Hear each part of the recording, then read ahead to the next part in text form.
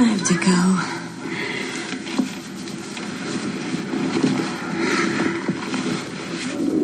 I come down next week. No. I didn't just see you. Have lunch in public. Oh, we can see each other. We can have dinner. But respectably. In my house, with my mother's picture on the mantle, my sister helping me to broil a steak for 3. Yeah, I'd kind of like to meet your sister. She look anything like you? Sam. All right.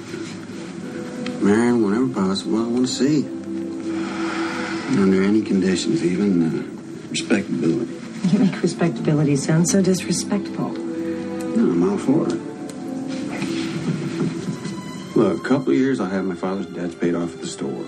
And told you, alimony stops soon as she gets married again. I haven't even been married once yet. Yeah, but when you do, you'll swing. So let's get married. You really want to live in the back room of the hardware store in Fairvale? Eat beans out of a can with me? Oh. You know, that'd be a lot of laughs. Tell you what, when I send my ex-wife her money, you can lick the stamp. I'll lick the stamps.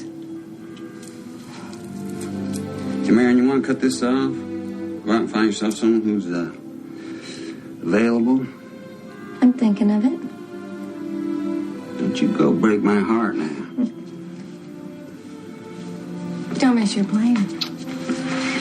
Hey, wait. We can leave together, can't we? I'm late. And you have to put your shoes on.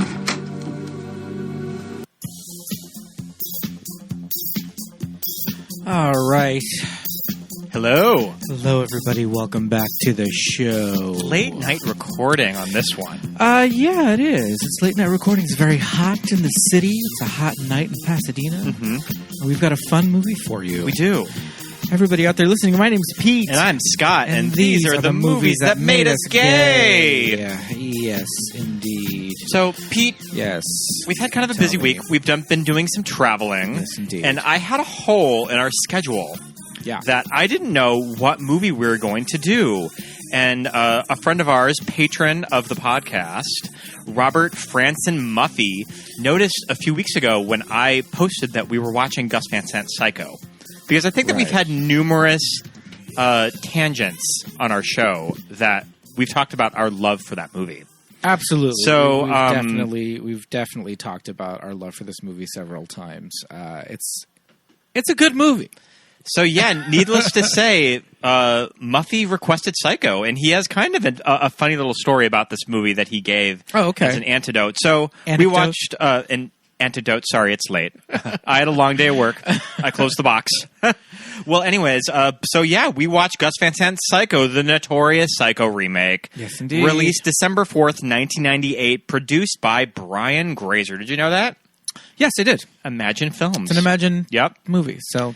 Brian Grazer. We call him Muffy. I'm going to refer to him as Muffy, our patron.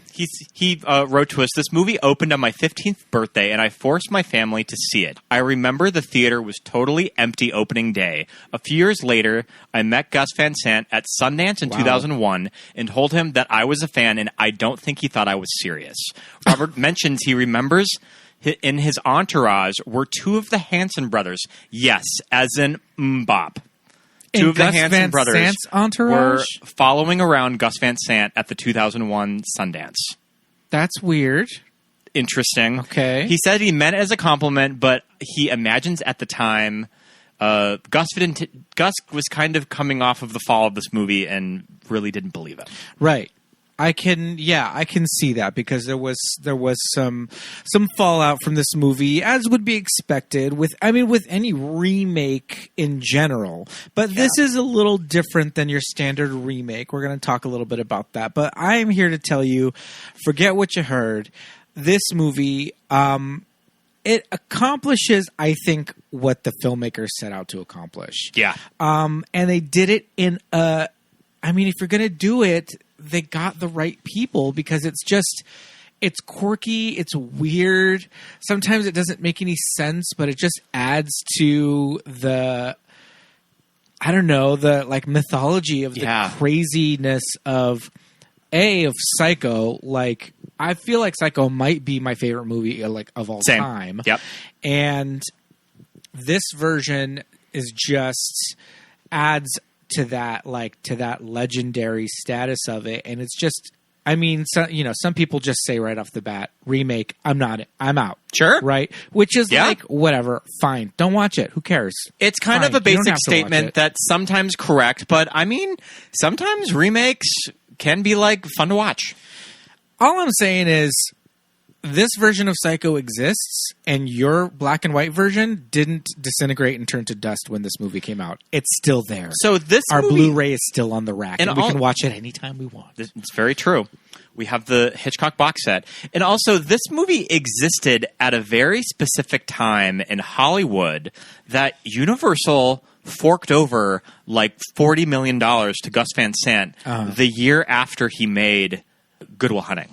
Right. That it was just a very specific time that I'm sure that Gus was getting remake offers, and he's just like, sure, I'll do a remake. I want to remake Psycho shot by shot. And they just wrote him out the check. Right. Well, I think after Good Will Hunting, Gus Van Sant probably got a blank check to do whatever the hell he wanted. And he made this movie. Interesting choice. I'll agree, but like I said, it's a lot of fun. And what a challenge for a filmmaker to say, not only am I going to remake a movie, but to do it in this way. I don't know how many times this had been done in cinema history, a straight shot-for-shot remake that was not by a director remaking their own movie. Or the kids that made the Indiana Jones movie. Right. Mm-hmm. Right. Alfred Hitchcock had remade some of his early British films later on in the States. But I don't think that this as a film experiment almost. This is a very it's almost like an art project, to do it in this manner, to remake a movie like this, to use the same script. Yeah, it's definitely a weird thing that Andy Warhol probably would have approved of. The only example that I can think of this is when Michael Haneke remade Funny Games. Right. A movie that he directed a few years earlier. Oh, right. Yes. But he just did it in English. And he just did it in English. Right. Yeah. See, there's things like that when a director will do his own work. But yeah, like you said, very Andy Warhol. And I think for people who are not super familiar with Gus Van Sant is yes, he did Good Will Hunting, but he came from, independent movies. He came from shorts, short films, and his early work, if you watch My Own Private Idaho, it's not a mainstream, run-of-the-mill story. He was very almost experimental, when it came to the way that he told stories, in his movies. You immediately see that it's Gus Van Sant, and you immediately see those My Own Private Idaho kind of inspirations in the first, not even shot, in the opening credits of this movie, which uses the iconic Saul Bass animated opening credits. And this time it's in color. Yep. And it's green. And this green color is something that Gus Van Sant used, in between shots in between setups in My Own Private Idaho. That's right. I forgot about that. Yeah. So immediately when I'm sitting in the theater in 1998, I see the opening credits and I see the lines come in, and the lines come in green, and I was like, oh shit, that's Gus right there. Because I am very familiar with My Own Private Idaho. I mean, that movie is you want to talk about a movie that made us gay. That movie just blew my 12-year-old mind. Yeah, I mean, Gus Van Sant is no stranger to sort of dipping his toe into queer filmmaking too, and exploring queer themes. And it's a movie like this that I wanted to do it on this show, not obviously queer, but it's Viggo Mortensen's naked in the opening scene of this movie. And later is just casually holding a Judy album. So it just sort of seeps into his material. Yeah. And I mean, Viggo Mortensen then, Viggo Mortensen now. Oh my God. He's a fucking hunk of man. I think he is this giant Danish specimen. This is the hottest that he has ever looked. And I was trying to think was I familiar? And that's not an easy thing to be, because Viggo's hot in everything. So it's how do you choose? And it's one of those things that when I was thinking, think I was like 13 years old when this came out, and I don't think I had ever seen him in a movie before. No, I don't think I'd seen him in And I just remember sitting in the theater. Yeah. I think I saw this opening weekend because I think, oddly, my small town got this really, really soon. Yeah. With maybe not opening weekend, but at least the second week. Sure. And yeah, there's Viggo in his butt, in his teeny little tramp stamp. Yes, Viggo Mortensen does in fact have a tramp stamp, ladies and gentlemen. Do you think he still has it? Yeah, why not? Mm-hmm. I mean, I feel like he's the kind of guy that's just like, whatever, I can't see it. I'll have to What the hell am I break. gonna get it I'll off? have to. What the hell am I I'll gonna have take it to off go break out. I don't know if I own Eastern Promises, but you yes. see every single inch of his body in that movie. Yes, I don't know if you indeed. can see it. Yes, indeed. They may have covered it up with makeup, but so we're not going to spend the entire time defending this movie. We're just going to talk about it as we would any other subject, any other episode. But it is a shot-for-shot, almost shot-for-shot remake. We'll discuss reimagining. We'll discuss of the Psycho. differences because I think the differences of when it separates from its source material are Yes. very interesting. And Gus has said also just. The two of us are very well versed in the supplemental features on this DVD and now Blu-ray that we own. So we've seen the documentary making of. We've listened to the commentary tracks, and let me tell you this: Anne Heche and Vince Vaughn Couple of chatty Cathys know there. how to talk. Yeah. Yeah. So that commentary track is very thorough. But what was I going to say? So. It's a shot for shot remake. They're using the same script, and they studied the original movie to get all the shots down. And the original movie opens up on these two characters, and it's the '60s in the original movie. Oh, I know what I was going to say. Gus Van Sant has gone on to say, well, one of the reasons he made this was because a lot of younger people in the '90s, came out in '98, so a lot of younger people in the '90s, he said, may not be inclined to watch a black and white thriller horror movie, even if it's Alfred Hitchcock, even if it's the first slasher movie ever, legendary Psycho, young people might not be inclined to watch it if they've never seen it. So here's a way to get them to watch it. We'll make a brand new movie set in the present with up and coming actors that we like.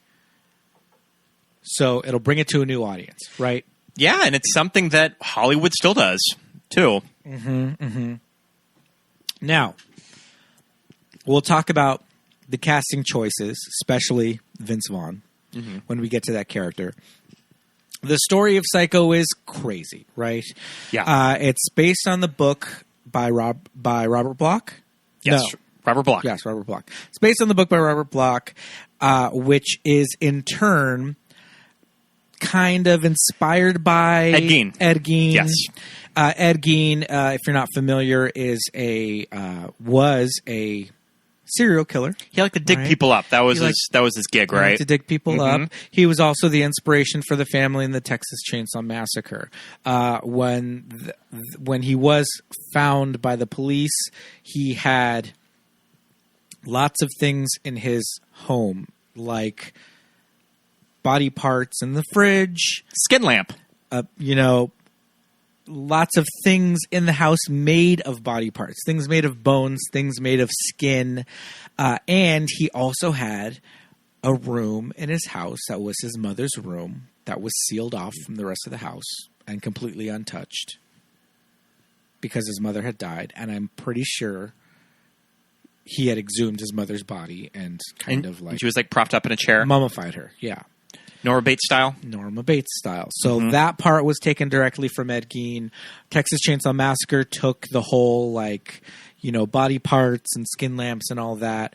American Horror Story Asylum took from his story in the Zachary Quinto character, that abducted Sarah Paulson, and he had the skin lamps in his house and all of that stuff. So this character, this Ed Gein, is he's inspired a lot of literature and film and all of that. So that's where the story is taken from. And but it's it's not exactly that story. It's an inspiration. And the whole thing about this movie is that it starts off one way and it kind of like You're sold that Marion Crane is your lead protagonist, and you're with her on this journey when she steals the money. They did update the money for the remake. There was minor changes in the script to keep it updated. The money was one of them. I can't think of the amount off the top of my head that they updated it to, but they did change it. It was okay. Well, we'll talk about the plot of the movie, and when we get to the money, we'll mention that. But it starts off with this character in the 1960 original, played by Janet Leigh, very beautiful Janet Leigh. Her name is Marion Crane. She works at a real estate office. Yeah, like a real estate office. Mm-hmm. And in this version, in our version, she is played by Anne Heche. Yes. And Marion Crane, she works at a real estate office. She's just kind of like a receptionist / assistant. Yep. You know, and when we first see her, she's on her lunch break. Well, first, we get that beautiful tracking shot that Gus finishes. That in the original shooting script of Psycho, it is noted that it's a tracking shot through the window. And in the original, it's cut up a few times just because of with helicopter and camera technology, they couldn't finish it. Right. But they finished it here. Right. And they do a cool effect of when they go through the window, you see them in bed in the hotel, and it's shot perfectly. Like it's the shot is very fluid, and it goes right to the set. Right. So the movie starts off on Marion Crane, single gal, working gal. She's on her lunch break, and she is in a hotel room that charges by the hour, and she's just finished doing it with her hot as hell boyfriend, Sam Loomis. Sam Loomis, played by Viggo Mortensen. And it's kind of interesting of the dynamics here that, Marion's still in her bra, but she gets dressed pretty early in the scene, though. But they keep Viggo naked. Yes. Which I kind of like that you get some female gaze on beautiful Viggo. And you objectify him a little bit. And, yeah. Well, I think the idea originally is that, you know, she's like I said, she's a working gal. She's single. She's on her lunch break, and this is very scandalous, right? She's having some afternoon delight. Yeah, especially for a movie that was made in the early '60s. Right. In this movie, it's still kind of like that. It's like, okay, you're going to take your lunch break. This is a work day. She left work to go bone zone her boyfriend in a hotel room. And the reason they're in a hotel room, he doesn't live in Phoenix, which is where these scenes take place. He's out of town. He lives in Fairville. Yes. Fairville, which I think is in California. Yes. It's, doesn't matter where it is in the scope of this movie. I like to think it's somewhere in the Central Valley outside of Fresno. Fictional town, yep. But Central Valley, California, right? You know, they're talking about, like, Marion's sick and tired of meeting in these, like, sleazy motels. Sam is divorced from his first wife, paying alimony payments, you know. He's poor himself. He lives in the back of his hardware store. That he works at with Flea. Barely making ends meet. Flea from the Red Hot Chili Peppers is another Gus Van Sant, repertory player. He was also in My Own Private Idaho. We have this scene setting up these two characters. But yeah, Viggo is butt-ass naked the entire time. And she's getting ready. She's putting her earrings on, getting her little business suit ready to go back to the office because she was on her lunch break. And immediately right off the bat, when you're watching this, you see her put on this little suit, like a business suit. It's a skirt with the blouse, and it's almost like tweed, but it's pink. Yeah. Right? And you can really notice that on our Blu-ray. It's super vibrant pink, and it's a little interesting. All the costumes in this movie are very kind of like bright. And it's weird when you look at the costumes. Yeah, they're weird. The costumes are done by Beatrix Aruna Pastor. I think that she works with Gus a lot. And Sure, she's Hungarian. They so talk on the commentary kinda of crazy. that when they first started the movie. They don't think that Beatrice really got the note that it was supposed to be contemporary, that she was still dressing these actors like they lived in the 60s.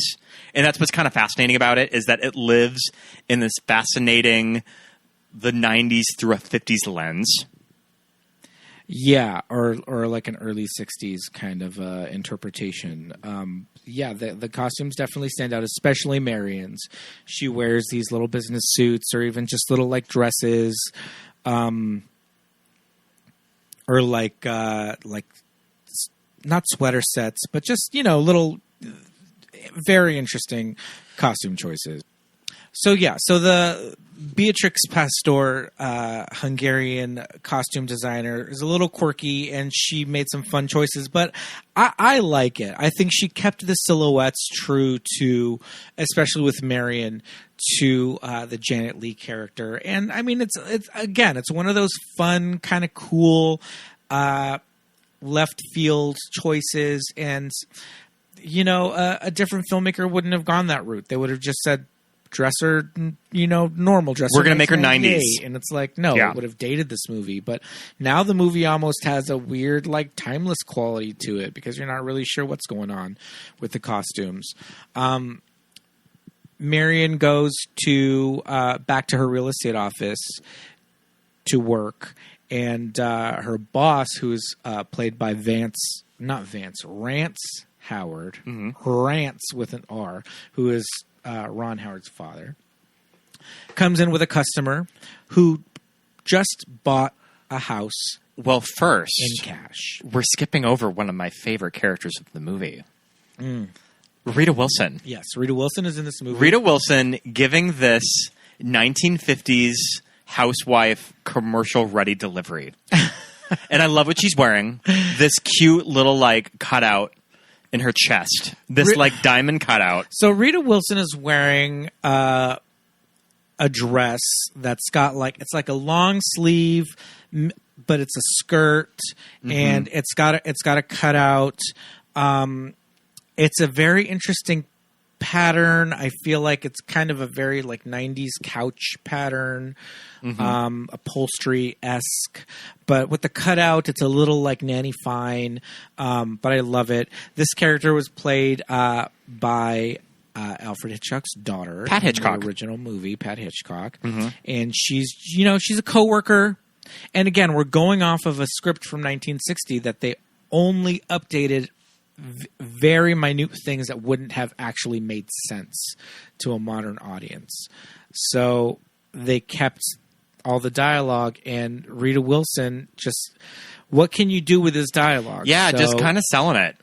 Yeah, it's a really fun performance. Is Mr. Lowry back from lunch yet? He's lunching with the man who's buying the Harris Street property. Oh, you know, right. the oil lease man. Right. So that's why he's late. You getting a headache? It'll pass. Headaches are like resolutions. You forget about them as soon as they stop hurting. You got aspirins? I have something. Not aspirin, but my mother's doctor gave these to me on the day of my wedding. Teddy was furious when he found out I'd taken tranquilizers. Any calls? Oh, Teddy called me, and my mother called to see if Teddy called. And, your sister called to say that she'd be going to Tucson to do some buying, and she'd be gone the whole weekend. And this is also an interesting scene because you see actors when they're given a script that you can tell that Rita is going to think that she's going to deliver this like Pat Hitchcock. So she's doing this fun kind of throwback delivery, but I've always appreciated how Anne plays Marion. Yeah, because she looks at her when she's giving that delivery, and you almost see like her eyes roll in the back of her head. Like, what? Like she's listened to this woman ramble on for years. Yeah.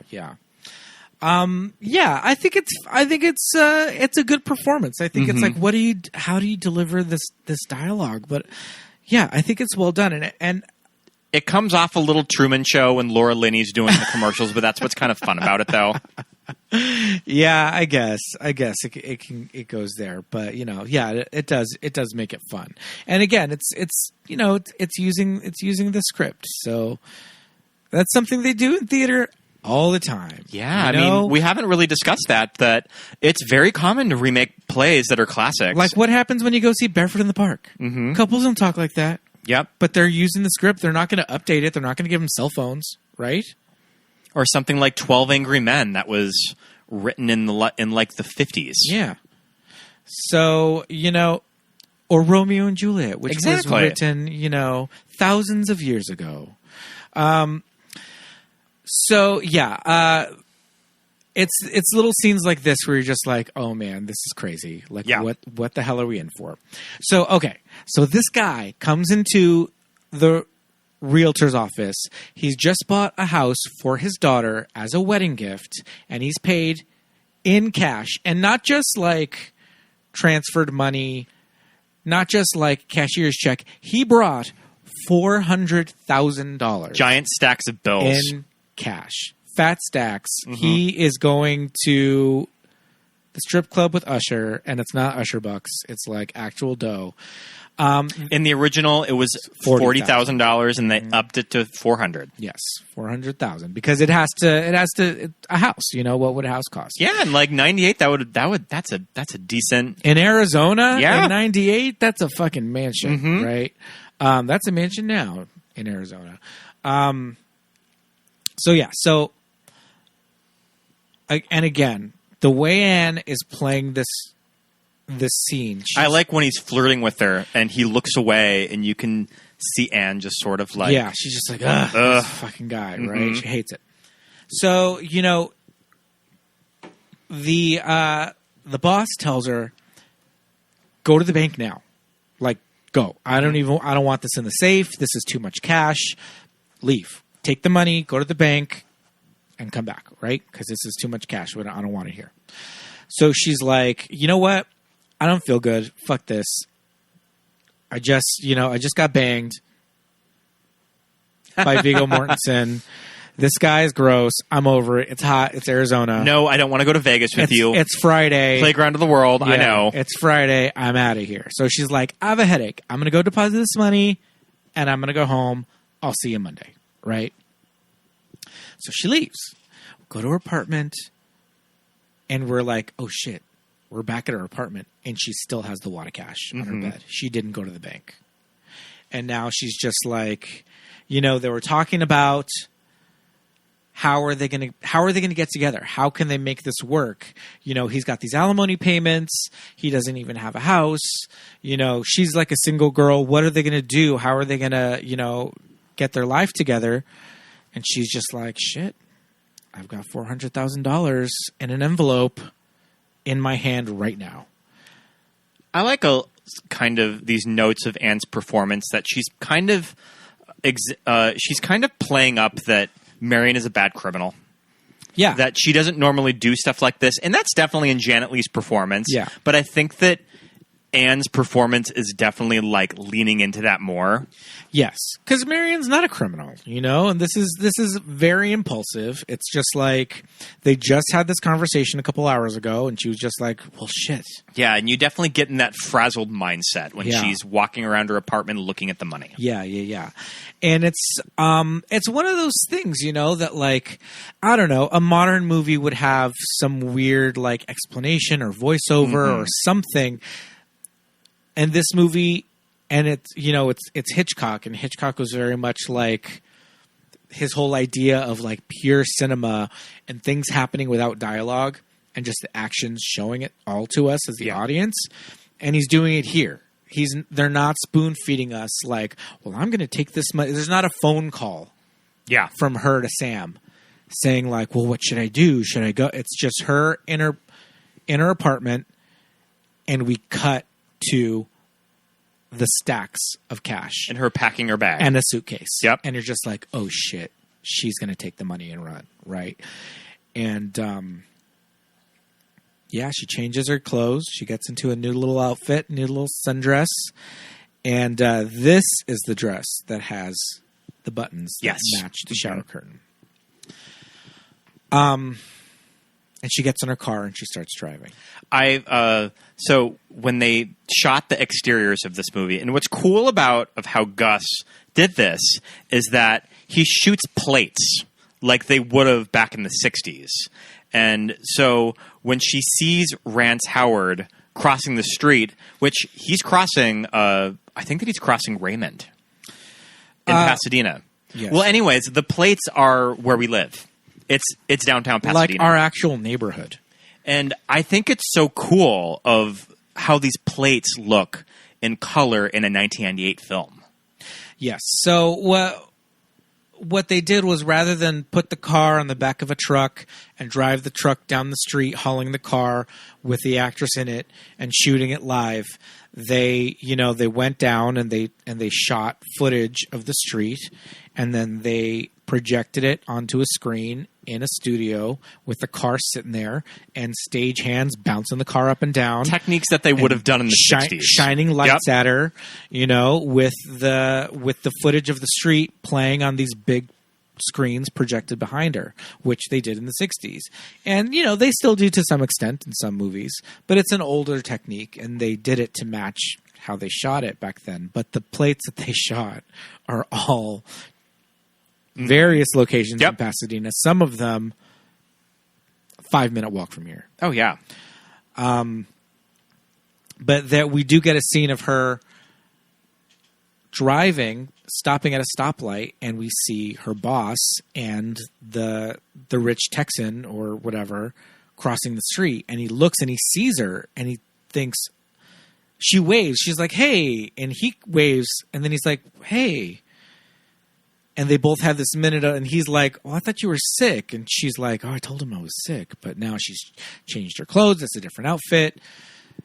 And this is when this can place her at a certain time and a place. This is when the Bernard Herrmann score really ramps up. And the score, they recorded it with an orchestra conducted by Danny Elfman. Yes. And they recorded it in stereo. I love that. They re-recorded the whole score, which was, again, iconic score. The soundtrack to Psycho is amazing. And Danny Elfman had just scored Good Will Hunting, and he probably jumped at the opportunity to conduct the orchestra of Bernard Herrmann's iconic score. Yes. But, when she sees her boss in the street, it's just this thing of like, oh, fuck. He saw me. But he doesn't say, like, he's crossing the street. He's in a crosswalk. She's in the car. And it's like, oh, well, maybe she was going to the pharmacy to pick up, some...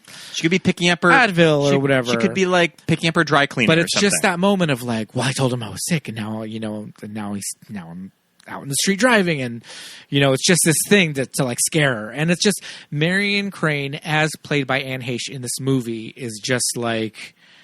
all of us after we stole $400,000. Oh yeah, I wouldn't know what to do if I stole that amount of money from my job. I would be, and then you see your boss driving away. Marion, I would be a terrible criminal. When you're skipping town, you're like, oh shit, floor it, and like run him over.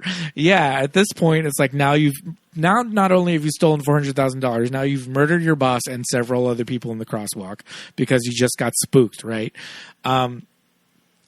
So we get this montage of Marion driving out of town, right? She's leaving Phoenix. She's driving to Fairvale, wherever that is. They keep the voiceover in California. And the interesting thing about the voiceover in Psycho is that as Marion's driving away, she's just stolen the money, she's on the road, we get this voiceover. And it's various characters. It's her boss, it's Rita Wilson. First it's Sam. It's the rich Texan. But we don't know if this is all in Marion's head. Yeah. That thing when you're like having conversations with people that will never happen. Yeah. Is she just thinking this will go down? What am I going to say to Sam as soon as I pull up with all of this money? Because it's like Viggo going like, Marion, what are you doing here? Where'd you get that money? Like all that kind of stuff, right? And we don't know if these are actual conversations. Well, that conversation never happens. Yeah. The one with Sam. Yeah. So it has to be in her head. So it has to be in her head. Yep. Yeah. Just thought of that right now. How about so that? She ends up pulling over at the side of the road, and we just drove to Fresno to see a friend of the pod, Jacob. Shout out to our summer school episode. We went and we went and stayed at his house, and I'm always obsessed with trying to find the shooting location off the freeway because it's just outside of Bakersfield. Or no, it's going to Bakersfield. Sure. Gorman, California. Gorman, California. And this is a speed trap. That's all I know that's in Gorman. Drive the speed limit when you're going through there. And this is the scene with James Remar as the cop. Yes, James Remar from The Warriors. From our cruising episode. From Cruising. James Remar Samantha Jones' boyfriend. Yes. He plays cop very, very well. He is one hell of a man. He's just a fucking great dude. Voice. Just great looking dude, great voice.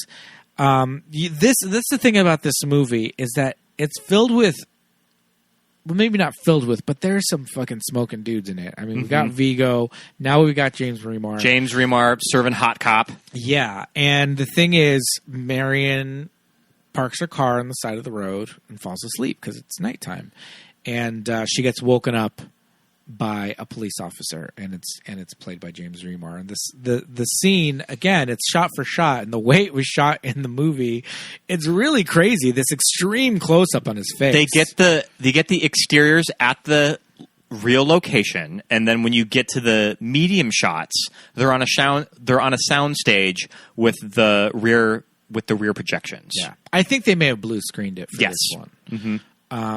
But yeah, they did the same thing where they didn't really. But like I said, like the artificialness of it makes it look really cool. Yeah. It just gives it this quality of just like a movie, like an old fashioned movie, and these line readings by James Remar they're something.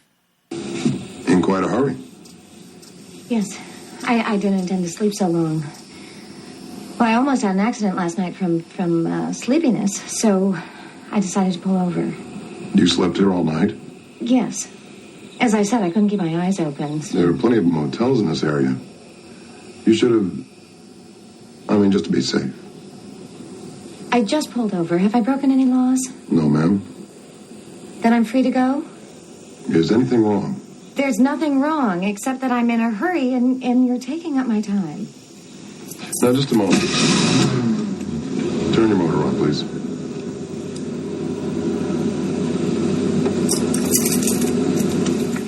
May I see your license and registration? Why? Please. Love how Anne delivers why. Why? Why would you talk like that to a cop?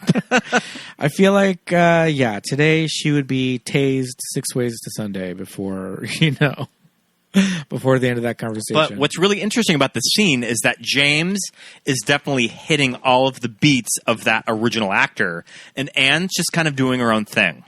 So it's just sort of left up to the actor if they're going to hit all of the beats of the original performance or kind of make something of their own with it.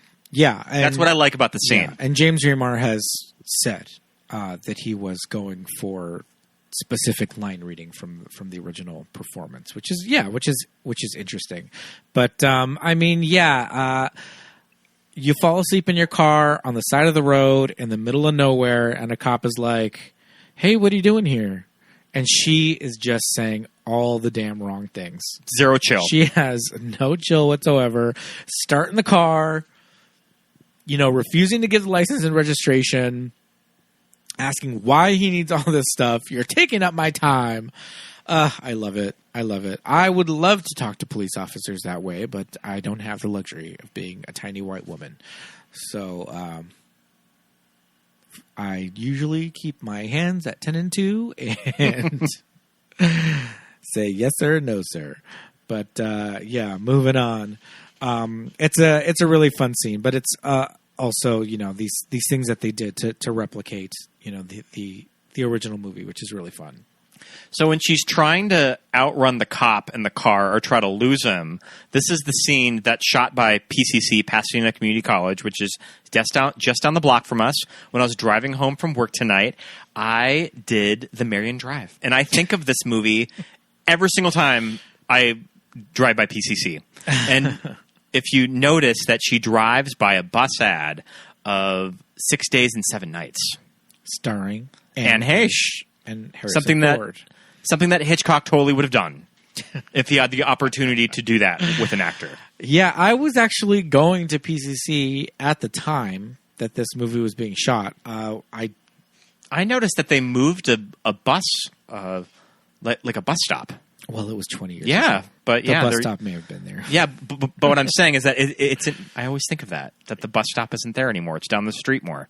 Yeah, but yeah, in the bus shelter was and it's fleeting. It doesn't zoom in on it. It's just, if you have that eye and you know movie posters, like we do, as she's driving past the college, you can definitely see. And at that time, I want to say the old arcade might have still been there. Across the street? Where the game store is now. Okay, sure. There was an arcade. Yep. You see that Arco. You do. You see the Arco. Yes, indeed. Yeah, so that's all our neighborhood. And and then next is like the great scenes at the car dealership with another actor that has worked with Gus a lot. This is James LeGros. LeGros. Yes, it's silent because he is from French. And I like that James LeGros and his car salesman, he has like his slick back hair. And if you notice on James's hair, there's like a blonde skunk effect. And it's because James is a big surfer and his hair turns blonde. So his hair is slicked back, so down the center it's a little bit more blonde than the rest of his hair. Very interesting. Yeah, little side. They noticed that on they noted that on the commentary when I was watching it today. Yeah, his shirt is crazy. It's like rayon or polyester or something very shiny. It's short sleeve. He's wearing a short sleeve shirt with a tie, but it's like a navy with like these cool like almost geometric patterns on it. It's almost 80s. I always shirt gay gasp when Anne breaks out the parasol. I think it's so cool. So she gets out of her car and she starts walking down the aisles of the cars. But right as she gets out of the car, she has her little green purse and then just opens up this orange Chinese paper parasol, like the kind that goes in a tropical drink. Yeah, and I think that not was even an umbrella, just a paper parasol that like you push up from the center. Something that I would have sold when I worked at the Huntington. Yeah. And I guess that Anne says that that's something that the costume designer just gave her to walk from her trailer to the location because she's very pale. She's very and they fair. Just ended up blocking the scene with it. And as we have mentioned several times on this podcast, I mentioned it earlier in this episode, it gets very hot in Pasadena. We are in the foothills. We are in a valley. And it is always 5 to 10 degrees hotter than in Los Angeles proper when you're in Pasadena. It's always hotter in the valley. And, so she said it was very hot that day, those shooting days. And they gave her this parasol and they just kept it in the movie, and it looks fucking cool.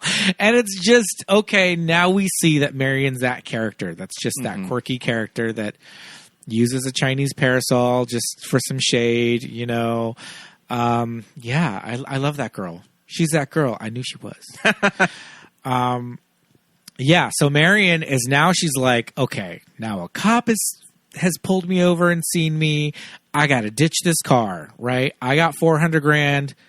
I can drop a couple. I can drop a couple large to get a new car, and I'm already going to get a new identity in a couple days anyway. So she just, James LeGros comes out and he's like, hey, first customer of the day. Let's get this bread, man. What do you want? Let's do it. And she's just like, I don't know, that one. She, again, no chill. She's just like, this one. And he's like, all right, let's take it out for a test drive. She's like, no test drive, this one. And he's just like, I guess. Okay. I wish I could do that when shopping for a car. I mean, if you got $400,000 in cash, shit. And he's just like, all right, I'll take your car and, $4,000. And she's just like, done. Yeah. Let me go get the 4 large. I'll be right back. She gets the car with the cop across the street. Yeah, now he's like, in the time it's taken her to like pull over and start looking at the cars and blah, blah, blah, he's like tailed her. He's caught up to her. And he parks across the street, gets out of his car, and just leans up against the car and looking at her. Just like, all right, you're buying a car. Now you're trading in your car. Okay. All right. Let's see how this goes. Yeah, very, very crazy scene. Again, Marion doesn't know what the hell she's doing. Almost drives off with her luggage, like without her luggage. Yeah, she left her luggage in the old car and her old Volvo, and they're like, come running after her. Hey, throw it in the back seat. Takes off. Love it though. Love it. She's just like, here's $4,000. I've got all the paperwork for my car. It is the fastest sale of anything, much less a car, in movie history. In any history. I think it takes a long time to actually purchase a car from someone. There's several things you have to sign. She's just here, throws $4,000 bills. Yeah. I think they're $1,000 bills that she gives him. And he's just okay. He even says too, somebody chasing you? I love the way he says it. Somebody chasing you? Mm-hmm. She's just ugh. Didn't she also give him some kind of sassy comment about you're wasting my time. Can I just buy I want to buy this car. Yeah. But yeah, and I love how James plays this as just the sleazy car salesman that just sort of the dynamics have switched. This woman's sort of getting the best of him. Yeah. And he's kind of he doesn't know how to proceed, because she's just okay, well, this one and trade in my car and $4,000. Okay. And he's just I think James' performance is pretty similar to this actor in the original, but I think that he just sort of ups the smarmy car salesman act. Yeah, but then he plays it a little bit more confused. I think the original guy is just all right, lady, because it's a little sexist, the lines. He talks about everybody's entitled to changing their mind, and you being a woman, you change your mind a lot. Yeah. There's something in there about being a woman, you'll change your mind, and that line's left in there. Mm-hmm. And he says it. He's like, "Oh yeah, being a woman, you will," and it's "Oh, all right, you did it." So I think in the original, he's playing it a little bit more like a salesman dealing with a single woman without a husband, especially buying a car, especially in the late 50s. Yeah, he's just all right, this lady doesn't know what she wants. I'm just gonna whatever, lady, whatever. But James LeGros, I think, is just shit. All right, and when he says somebody chasing you, I think he's got a little bit of something in him of maybe somebody is chasing her. I don't know, maybe she's in trouble. But she gets the car and takes off, and that's it. That's all she wrote for that character. She drives all night. Oh, well, not quite all night, but I take it that Marion has been in the car for a while. Well, that's the thing. It's first thing in the morning when she buys this new car, because the cop just woke her up. So she's driven all day. All day. And it turns, the sun sets, turns to night, and it starts raining, and I'm telling you, it's she's driving through a waterfall. I've driven in rain like this in Southern California. It's scary. It's she's driving through. It's people are shooting several fire hoses at her windshield. So Marion ends up at the Bates Hotel. And what do you think of this redesign of the Bates Motel? That's fine. I think it's kind of cool looking. Yeah. I would stay here. Yeah. It just looks like a little roadside motel. Yeah, just the neon sign's cool. It kind of could be like the Ace. Yeah, if it was...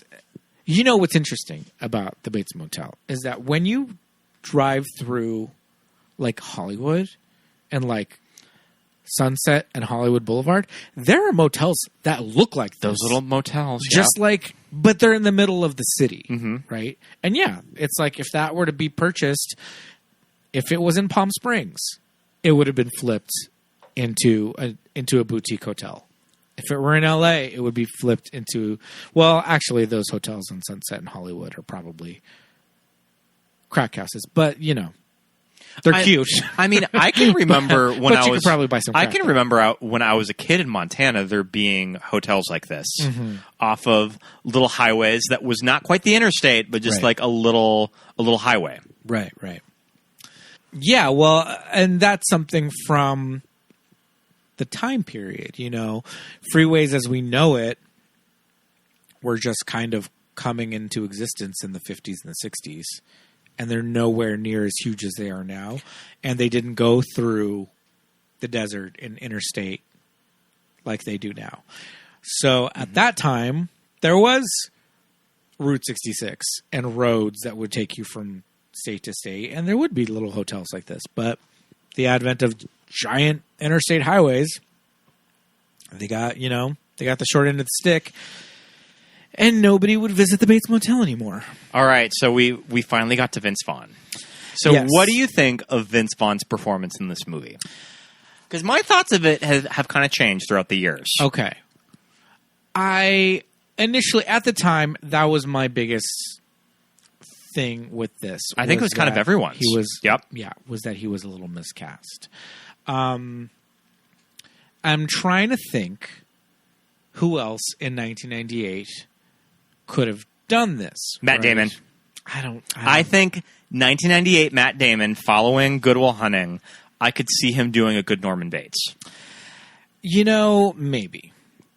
I'm feeling more like, and if we're going to go from Gus Van Sant's crew, maybe Joaquin Phoenix could have worked. Joaquin Phoenix could have worked. Now, Maybe a little young. In 1998, Yeah. he would have been very young, but Freddie Highmore This is very true. also Yeah. very young looking. And It would have been a kind of a different take and on he Norman worked it out in someone Bates Motel. who was in his early 20s. Yes. And Vince Vaughn probably was in his mid-20s. He just is an older-looking gentleman. Yeah, I'm thinking maybe Joaquin, maybe somebody like Ed Norton, but I feel like Ed Norton would have wanted to rewrite the script, which would have been a good idea.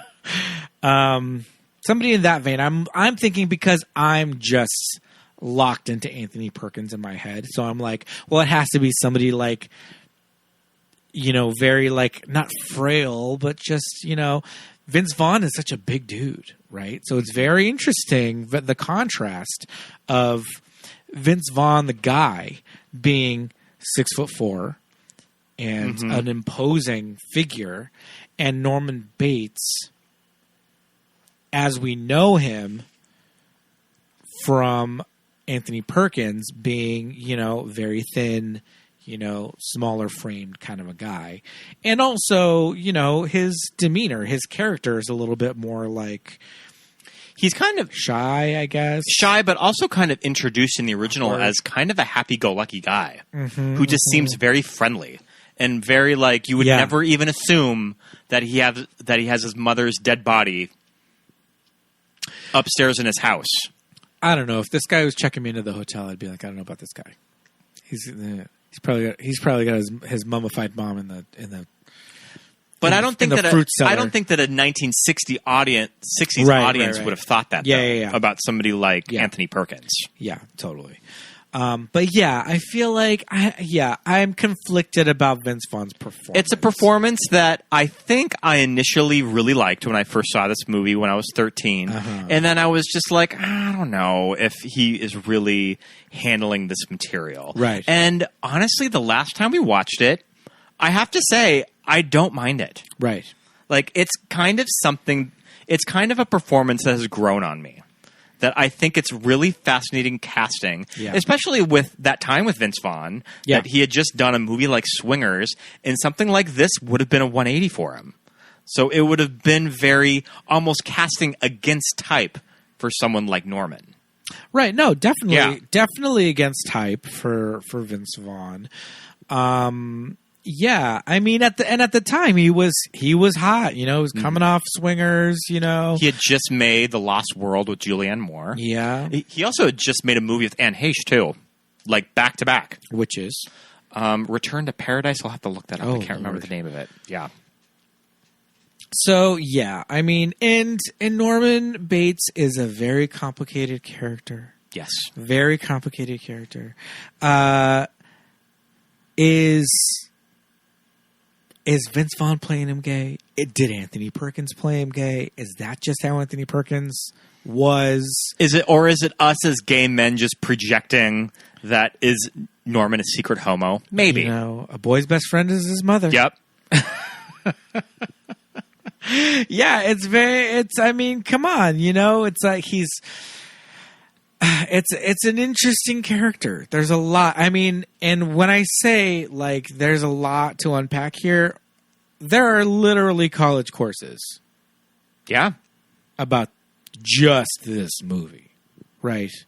Like people have written like thesis papers on Norman Bates. Like this is a complicated character. And especially now in like 2021, is the material transphobic? Like Right. it's important to address that we won't get super into. But yeah, so you get that layer of reflecting on this movie today. Yeah. Transvesticism, calling him a transvestite, like all of that stuff. And yeah, it's just and multiple, even something like multiple personalities. It's like, exactly, is that even a thing? Like, yeah, that's sort of been debunked. That like it's not really a thing that we used to think about back in the day. That it was, in the sense of like I've got like now I'm a little girl and now I'm like an old black lady and now I'm like. Is that how it works? And it's so interesting because have you read the book? I have not. I have read the book. And Norman is described very differently in the book. That he's just sort of this schlumpy guy that lives with his mom out in the desert. Right. Just kind of what you would think a real person would look like under those circumstances. Yeah. And I mean, if you have to kind of think about the context of 1960 and Anthony Perkins as an actor.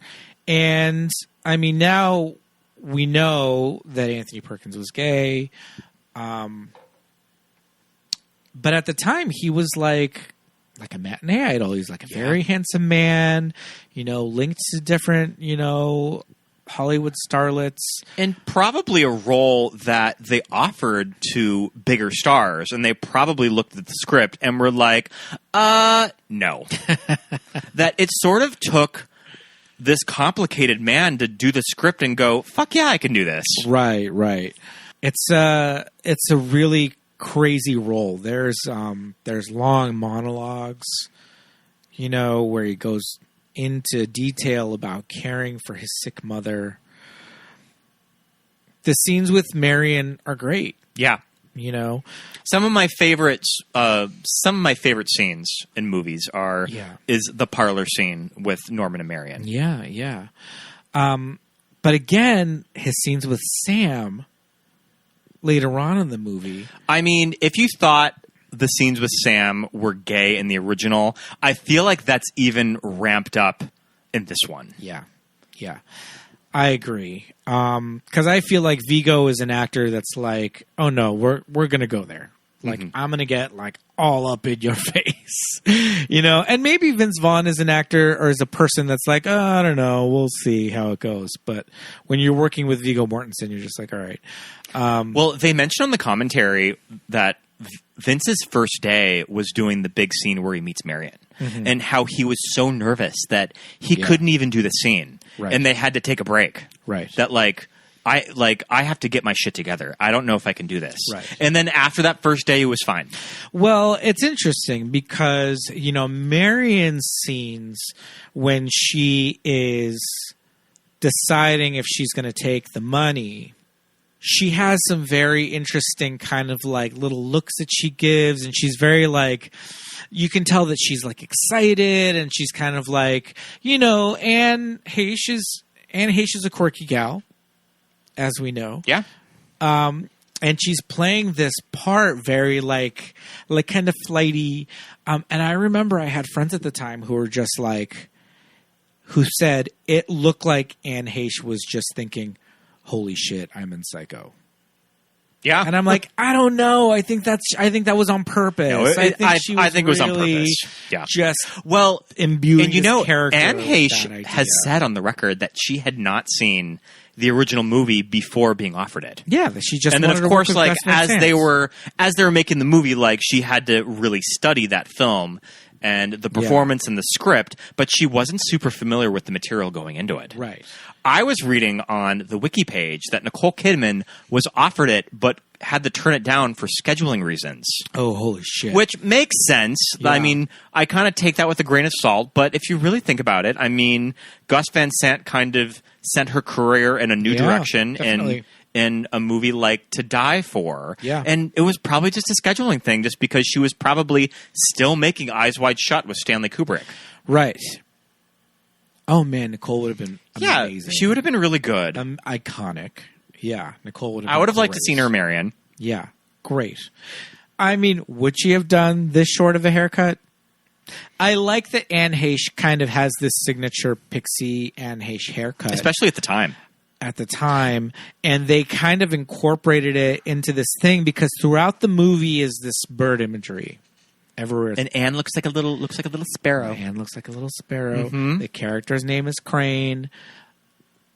Norman Bates is into taxidermy, mostly birds. There's Audubon. He's stuffing photos birds all left around and the right. hotel. Yep. There are stuffed birds all over his parlor, behind the office, and Anne Heche does look like a tiny little sparrow on your little finger, and she talks about her little kind of short pixie cut. It's a little teeny tiny short little blonde Joyce DeWitt haircut, but they kind of mess it up and tousle it so much that they make it a little like Woody Woodpecker kind of like thing going on in the back, very kind of like spiky situation, but it kind of all ties into this like bird imagery.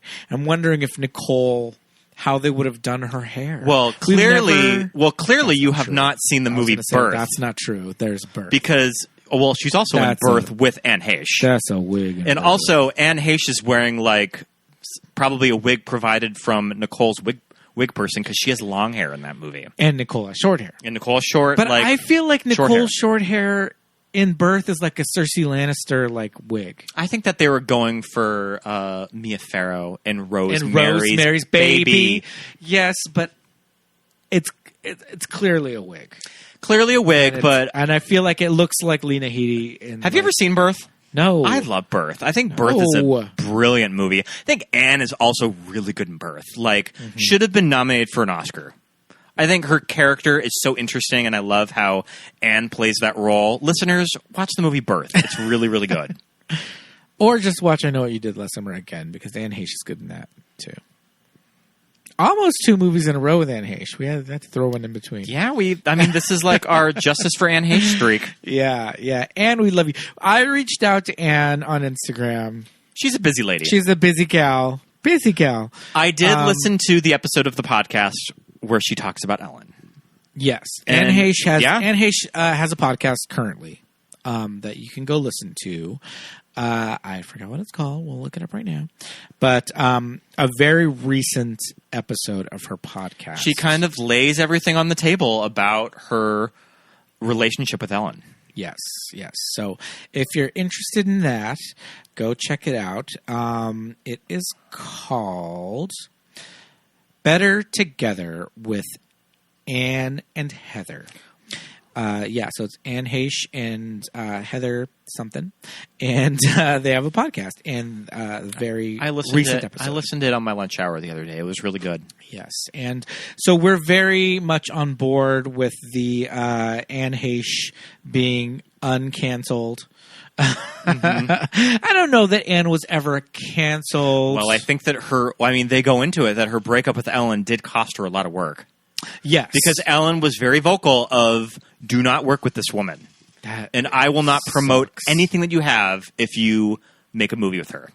Which is pretty jacked up. Is awful. And they also talk about on the episode of when Oprah did the 20-year retrospect on OWN, where they interviewed Ellen DeGeneres and also Laura Dern, that Anne was cut out of all of it. That Anne was there on the Oprah show sitting next to Ellen, and they cut all of it. Oh, my God. And just how shady that is. Why? What is that? Her girlfriend was a huge part of her life at that time. And they just tried to erase all of it. That's so nuts. My goodness. I mean, Ellen, whatever. And yeah, I mean, that's the Crazy. thing with Anne's career and personal life at the time that I don't really think you could have compared it to anything. That there was no high profile gay relationship to compare it to. Like there had been nothing like it. They were breaking ground. And that was when she was in the middle of making this movie. Mm-hmm. Mm-hmm. And let me say this, and Heche robbed from that damn mirror ball on Dancing with the Stars. I'm here to tell you. Oh, yeah, that's some bullshit. I'm here to tell you that was bullshit. And Heche, you are robbed. You should not have gone home when you did. We thought you were great. So lame. Yeah. So, we're all about Anne Heche here. But, I mean, we're talking about Psycho, and here we are almost an hour into this episode, and we haven't even gotten to the shower. So the shower scene is really interesting. So there's a commentary on our Blu-ray by the editor, Amy E. Duddleston, that edited this whole movie. And she talks about the shower scene of they cut it together shot by shot. And she says in the commentary that it just didn't work. Like, it just did not work as a complete scene of when you put those shots after refilming them, and she says it just didn't work. Which is interesting, because obviously it works in the original. But, the original is a movie from 1960, and you have that in your head when you're watching it. And she also mentioned that maybe there's just a little bit of editor magic that it only works when Hitchcock did it. And then she said that they just had to put in this crazy imagery of the sky, I think that there's a cow in there. There's right? there's a woman with a mask. Mm-hmm. It's very, and I say this a lot. I don't know if we've mentioned it in the podcast or not, but it's this aesthetic that is very much like a 9 Inch Nails. I was going to say it would have been found in a lot of music videos at the time. Closer. It's very Mark Romanek. It's very who directed Seven. David Fincher. It's very David Fincher. And it's, what it is, for those of you who don't understand what I'm talking about, it's the opening credits to American Horror Story. Yeah. It's the sped up and then slowed down and then weird imagery. We talked a little bit about that on our Cell episode. Yes, with the Ashley. Cell. Yep. Yes, that's also something that. Yeah. So what they did was they just included these little shots, these just non sequiturs, And one of them is just the horizon with the clouds moving really fast, and one of them is just a cow. I think that she mentioned that when they were cutting it, the teaser trailer had already came out, and that's what was in the trailer. So they were just I don't know. I guess we'll put it in the movie. Yeah. And it works for a modern movie. I think it works, whatever. And also you get the big difference that it's in color and you're seeing the red blood. Yeah. Yeah. Shower scene. Again, this 1 minute scene, there are actual full feature length documentary movies about this 2 minute scene. Yeah. So this movie, Psycho, it is that prolific. Probably that big, entire right? college classes taught on this single scene. Just the scene. There are chapters of film history books that talk about just the scenes in Psycho where there is a reflection. Mm-hmm.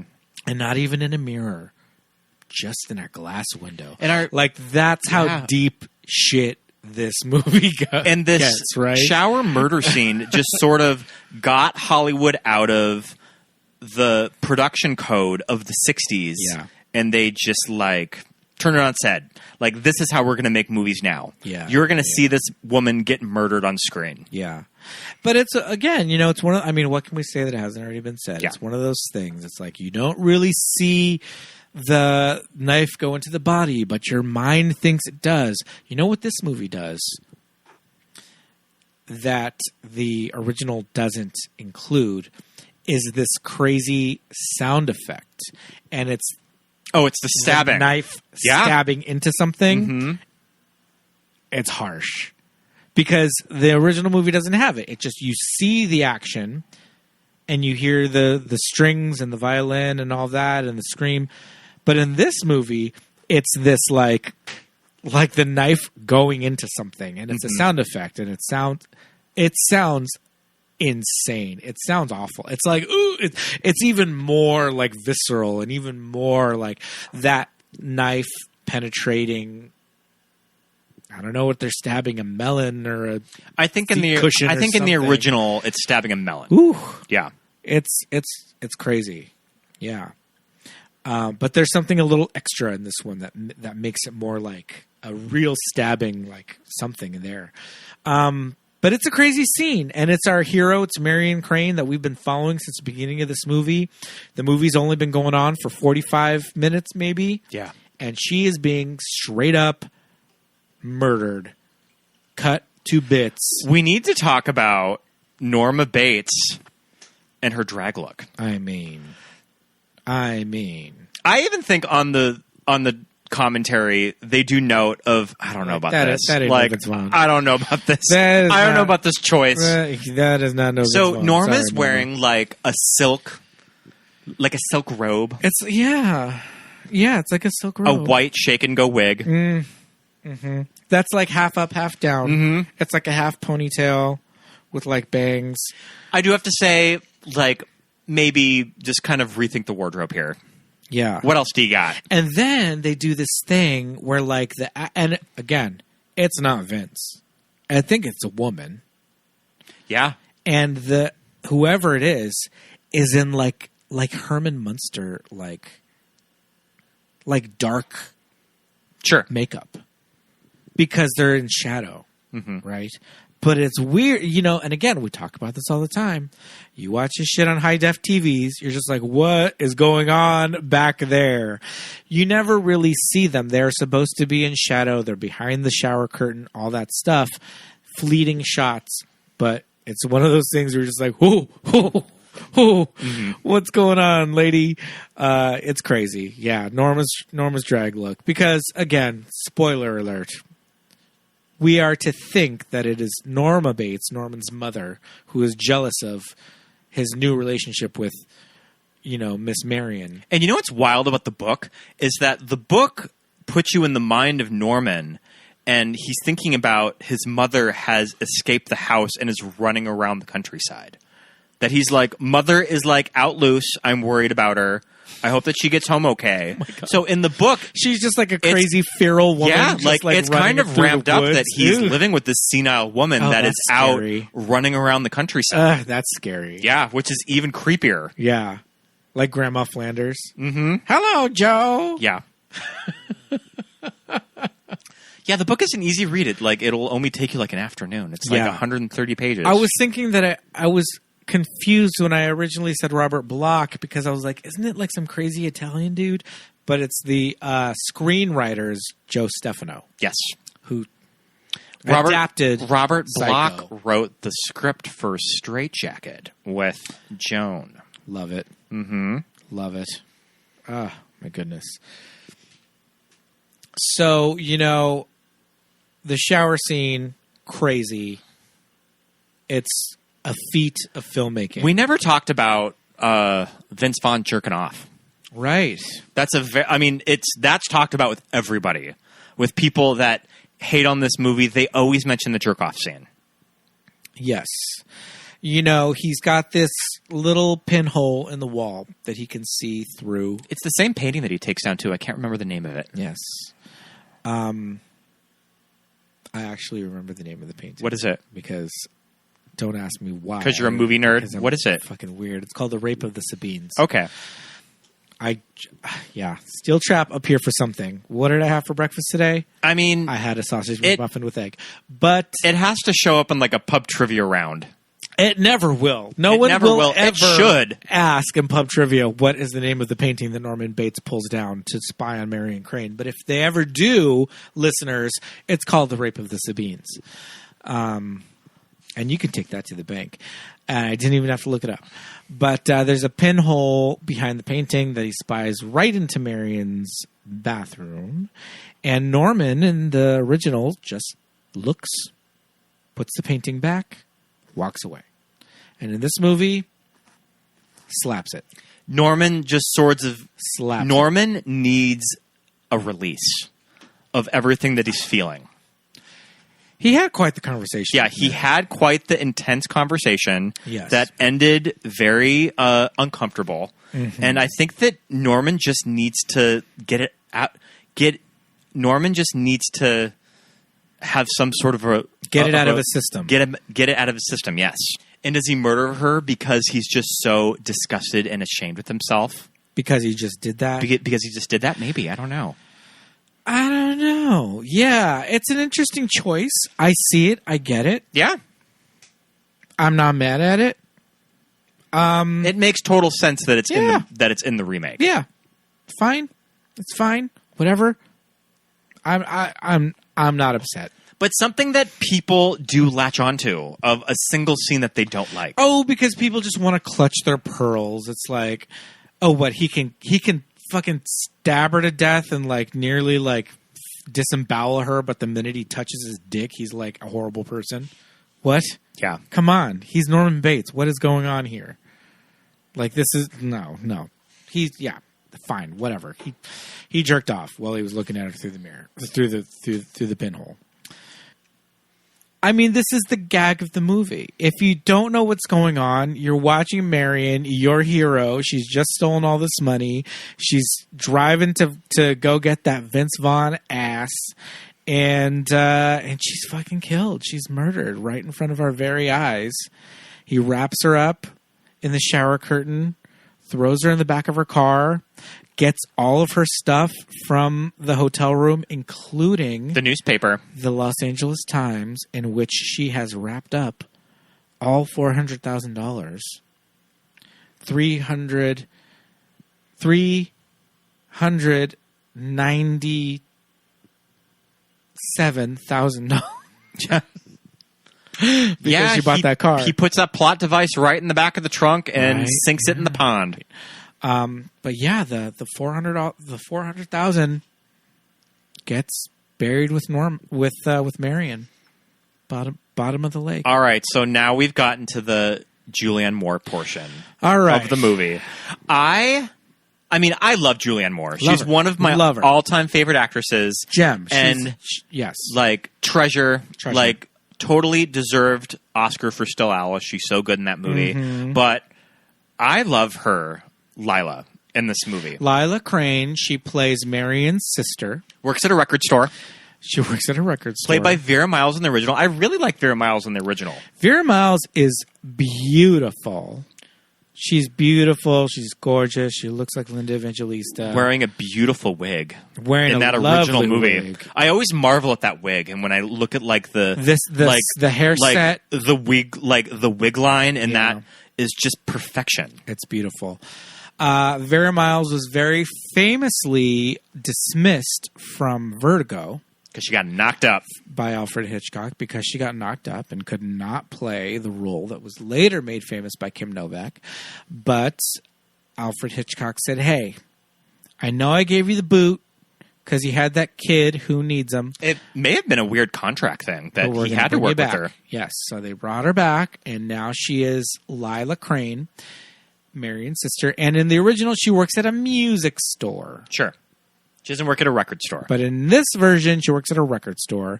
And in this version, Julianne Moore has gone on record as saying that there is, quote, no character to Lila Crane. Yes.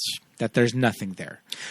I disagree. Yeah. I think there's something there. Well, I think that she said, and they also mentioned on the commentary of that, Lila's kind of a pushover that is not very driven, which I disagree too. Yeah. I think that Vera Miles plays her that she needs to get to the bottom of this bullshit and find her sister. Again, like Marion, a single woman. She's not deferring to a man.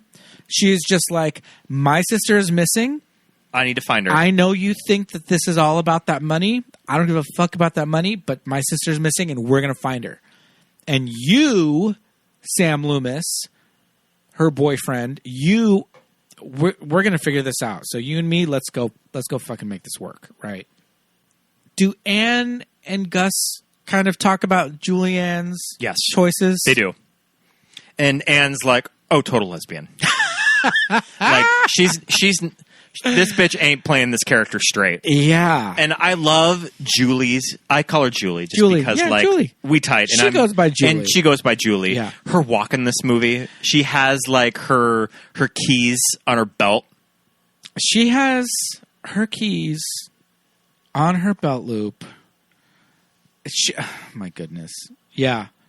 This is stock lesbian character. Introduced with her Walkman.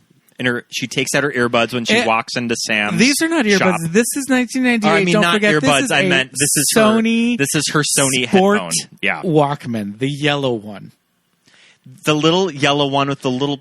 They were earbuds. They went in your ear. They went in your ear. Yeah, and they went right over your head. Yeah, in the 90s, those were like, what are these? You want me to stick these inside my ears? That would have been a nice set of headphones for 98.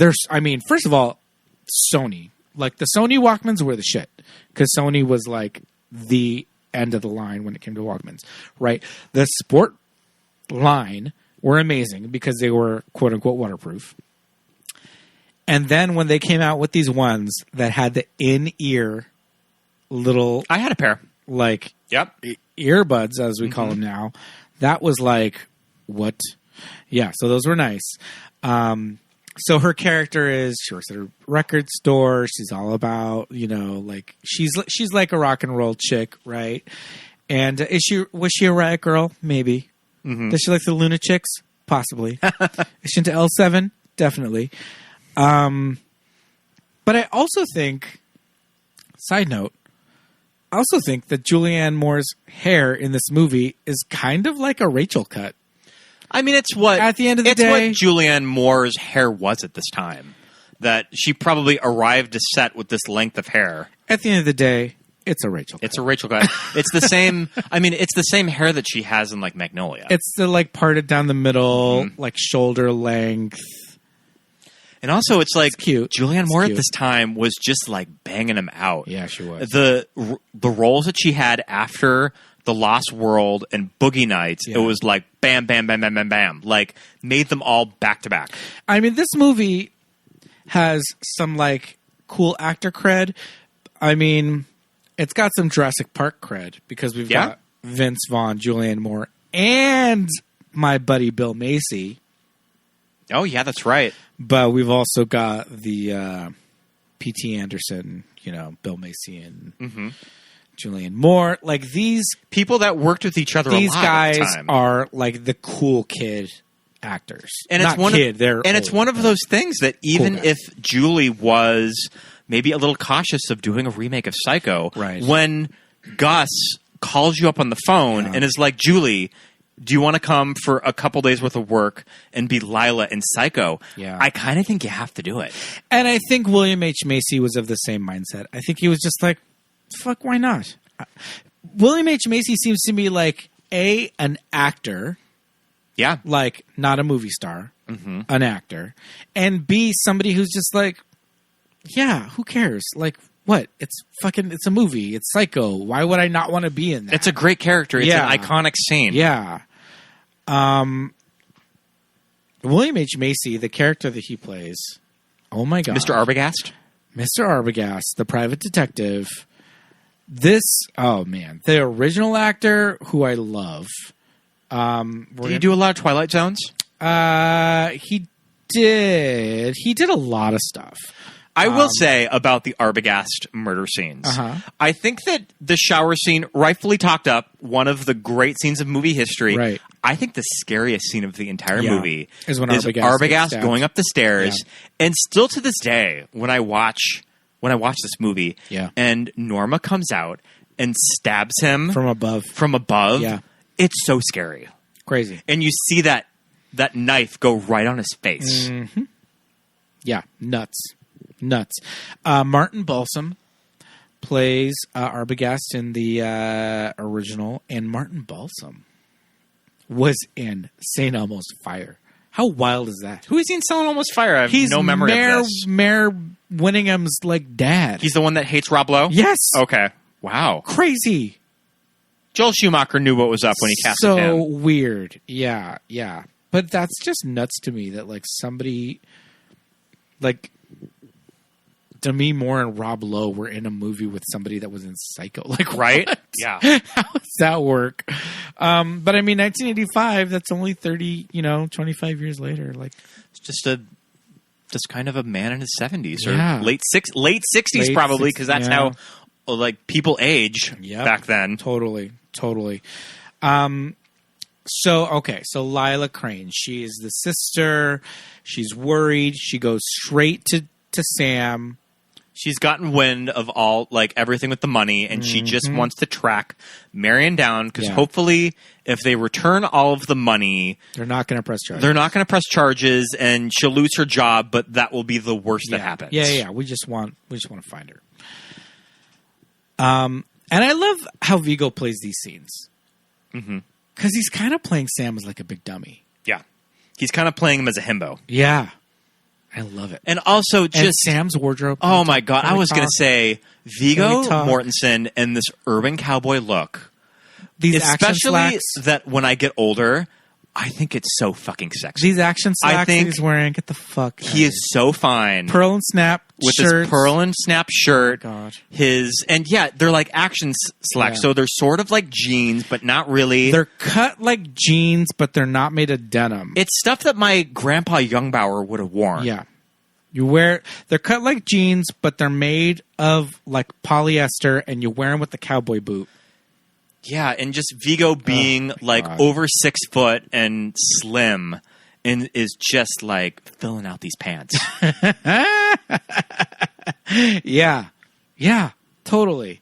And so he's playing this character like a himbo, and he has no idea that Lila has and not that Lila would be interested in him, or that he's like, hey, I'm gonna fuck Lila too, but he's just like, all right, let's do this, let's become like private detectives or whatever.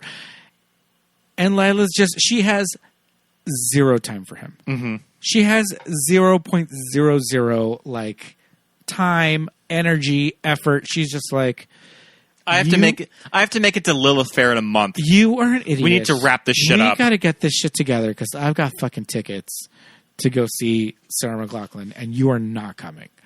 And he's just very much like, hey, lady, like, let's do this. Let's go find Marion, man. And she's just like, shut your mouth. But again, they're working with this script where he's just like, Sam Loomis, played by... Oh, it's... Hold on. Yeah, we're gonna... I should know this, and he just passed away like last Gavin. year. John Gavin. John Gavin, yep. Sam Loomis, played by John Gavin, is kind of treating Lila Crane very much like a hysterical woman. You know? Like, I'll talk to Arbogast, like, we'll go out and find, Arbogast never called us back. And I trust him, but he's just like, no, lady, like, we got this shit. And she's just, it's there in the script, but Julianne is like, stop talking. Yeah. We're like, we're going to figure this out. You come back here? Yeah. No Arbogast, no Bates, only the old lady at home. Sick old lady unable to answer the door. Or unwilling. Where could he have gone? Maybe he got a definite lead. Maybe he went right on ahead and... Without calling me? In a hurry. Sam had called when he had nothing but a dissatisfied feeling. Don't you think he would have called if he had anything at all? Yeah, I think he would have. Let's go see Al Chambers. Who's he? He's our deputy sheriff around here. Let me get my Walkman. Iconic. I love it. If you're going to add any line to this movie in 1998, let me go get my Walkman. So good. I always die whenever I hear that line. I mean, it's so good. Dead, buried in the ground. In the original, she says, let me get my hat. I think, let me get my pocketbook or something. I don't know. I think she says hat or bag or something. It has to be hat. Because if it was pocketbook, they would have just said purse. But do you think Walkman. it's one of those things that when they're on set and they were thinking about the line and they're just like, do you think we should do it? Do you think we should do it? Let's do it. I think it would be really funny. I think they were totally aware of just how silly it was. It's crazy. Because one of the only other lines that they changed was Arbogast saying,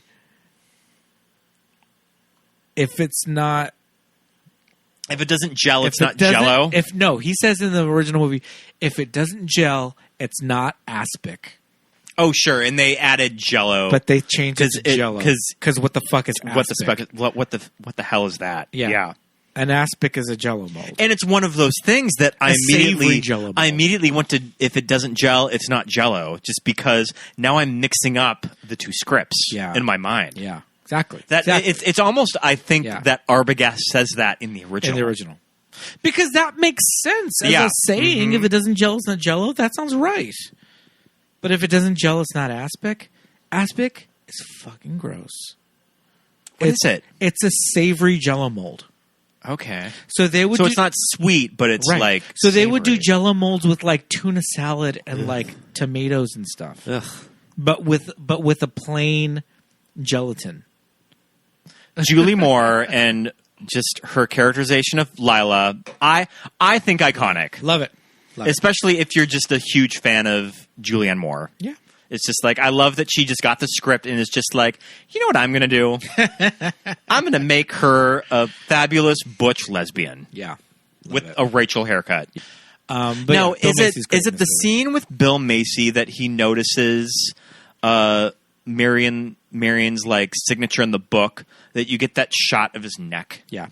See, now, they do that in the original, but there's something of how Vince cocks his neck in this movie, and you could really see just sort of his 5 o'clock shadow on his neck. Yeah. Like, it's such a sensual shot. Like, even though it's like he does that in the original, but there's something here that you're just like, oh. Yeah, it's almost all right. Closer. Mm-hmm. Yeah. It's very interesting.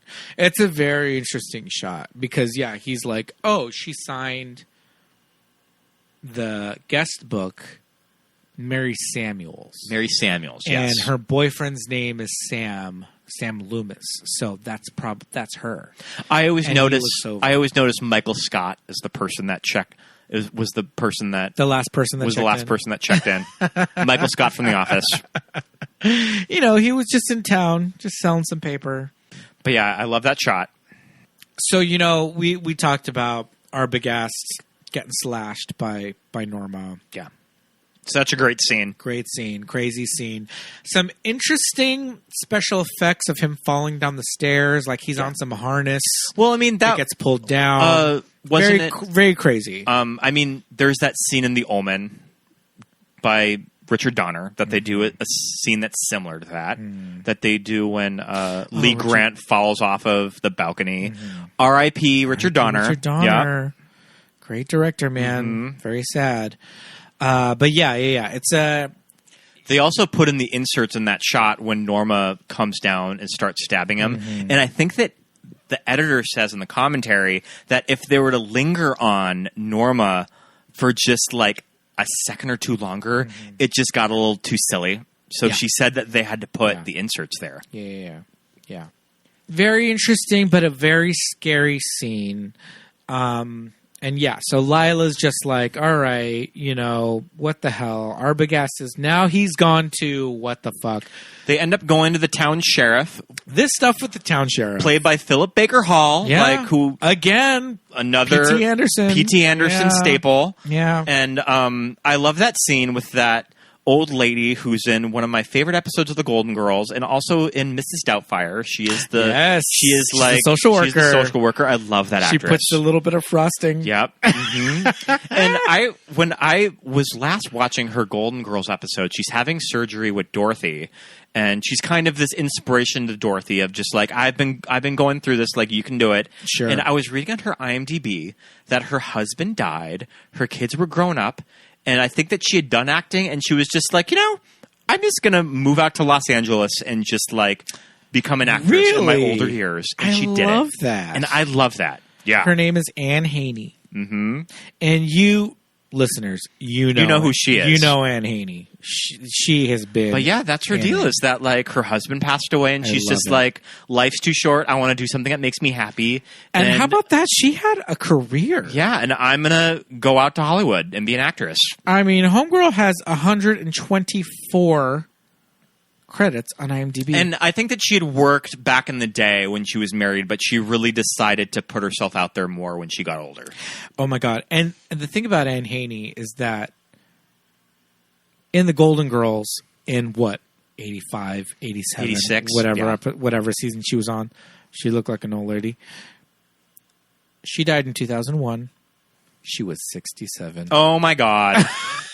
So she would have been like in her late 40s when she made that. Yes. What the hell? You guys. Oh my goodness. That's insane. Anne Haney. People used to age differently. People aged differently back in the day. That is nuts. But wild. Love you, Anne. Love you, Annie. She was even in Star Trek The Next Generation. I remember that episode. But yeah, she's the sheriff. I love when she gets on the phone with the operator. Sarah, connect me to the Bates Motel, like that. Oh, and especially like when you watch an old movies, there's just certain things that you just sort of accept that this is an old movie. That's what you did when you called the operator. Yeah, is that realistically you could just say, "Connect me to this place," and done. And I like that in just the year 98. Talking to the operator by name, maybe in a small, and when you pick up the phone and hit 0, and it's like, you get Sarah. But I love that though. But it's those weird moments in this contemporary movie that I love. Yeah. Of just sort of these weird throwback moments that when you see actors in 98 doing it, it adds this interesting layer. It's that quirky. It's kind of I love it. Still has this. It still has this footstep. It still has this foot stuck in the past. Yes, absolutely. Yeah, I love it. But this is where the sheriff is like, "Oh, all y'all are talking about this old lady, girl, running around. I got news for you. But guess what? She dead. She dead. We already been knew. She is in the ground. There's no. I Mrs. helped Bates. Norman pick out her funeral dress, periwinkle blue. Periwinkle blue. There is no Mrs. Bates. Who all these people that said, "Oh, you saw the old lady?" No, wrong. Yeah. So I don't know what you heard, Tootsie Lou, but Norman's out there by himself. So now Lila and Sam are like, "Okay, we're going." So they go. I love what they dress, both Viggo and Julianne. Oh my God. When I was a kid, I was obsessed with this shirt that it's beautiful. Julianne Moore's wearing.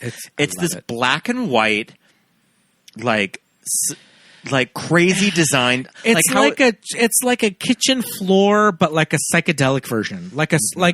Take a black and white kitchen floor, but twist it, spiral it. It reminds me of those things that you would get, those kits that you would use like a pencil and you would stencil it in a circle. A spirograph? A spirograph. Yeah, definitely. But yeah. This is almost the shirt that when there was a note with the costume designer of that you need to make this a little more 90s. Yeah. She's like, all right, this is what I got. Gotcha. Yeah, it's like from like the D-Light yard sale. Yeah, I don't know. And Viggo's shirt is really cute too. Yeah. Viggo's shirt is really fun in this scene. It's like really cool colors. I like the color combination together, that he's wearing in the scene. But so they decide that they're going to go to the Bates Motel. Check in as man and wife. Check in as man and wife. You know what's interesting about Psycho 2? Because and that's my thing about the Psycho legacy. I say the Psycho legacy. I actually like all of the movies. They're fun. I think they're all there's fun things to be said about all of them. In Psycho 2, Lila ends up marrying Sam. Makes sense. So these characters do end up getting married. Even though she's just like this guy. I don't know. I don't know if that's going to happen in this version. in the Gus Van Sant Psycho 2 version. Yeah. But the Vera Miles. Yeah. So it's just sort of in canon. Yeah. If you're going to Vera watch Miles the and John sequel, Gavin, they'll get married. These two end up getting together in the sequel. And let me tell you this, if we haven't already said, also, John Gavin Also a hunk. Very handsome. Look him up. I take the money and run for John. Yeah, yes, indeed. Yes, indeed. Both versions of Marion Crane. They got their shit together. They got their lives together with Sam Loomis. And if we haven't already mentioned it, the name Sam Loomis. This is where Dr. Loomis in Halloween. And also Billy Loomis from Scream. And Billy Loomis in Scream, yeah. This movie has just gone on to spawn all of these horror movie characters with these names. So they're checking in as man and wife to the Bates Motel. And I love the wink that Julie gives Vince. Yes. Mm-hmm. Yes, indeed. Yes, very subtle. And when Marion came to the hotel, he was like, "Bitch, you're getting room 1. Yeah, I'm going to look right into your bathroom and watch you pee." But these two, he's like, 12 rooms, 12 vacancies. Here's room 12, bitches. Get the hell out of my face. And I love the look on Julie's face when she's just like, I'll go on ahead. Yeah. Mm-hmm. Yeah, she's like, I'm going. Grabs the key, takes off.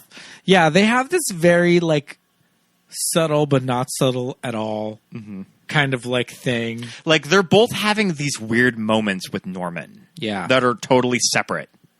And it's one of those things that you don't get that in the first movie. Oh, no, not at all. Like, you don't get that in the original. No. That you just get these weird layers with these actors in the script. Yeah. Because that's the thing. Lila and Sam don't know each other.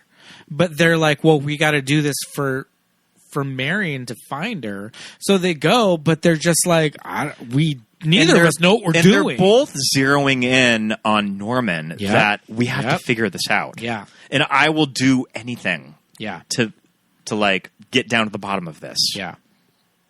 So they go off to their room to check it. And I love that there's a couple of weird little things about like staying in a hotel that are just not a thing anymore. Checking in just with cash and no credit card.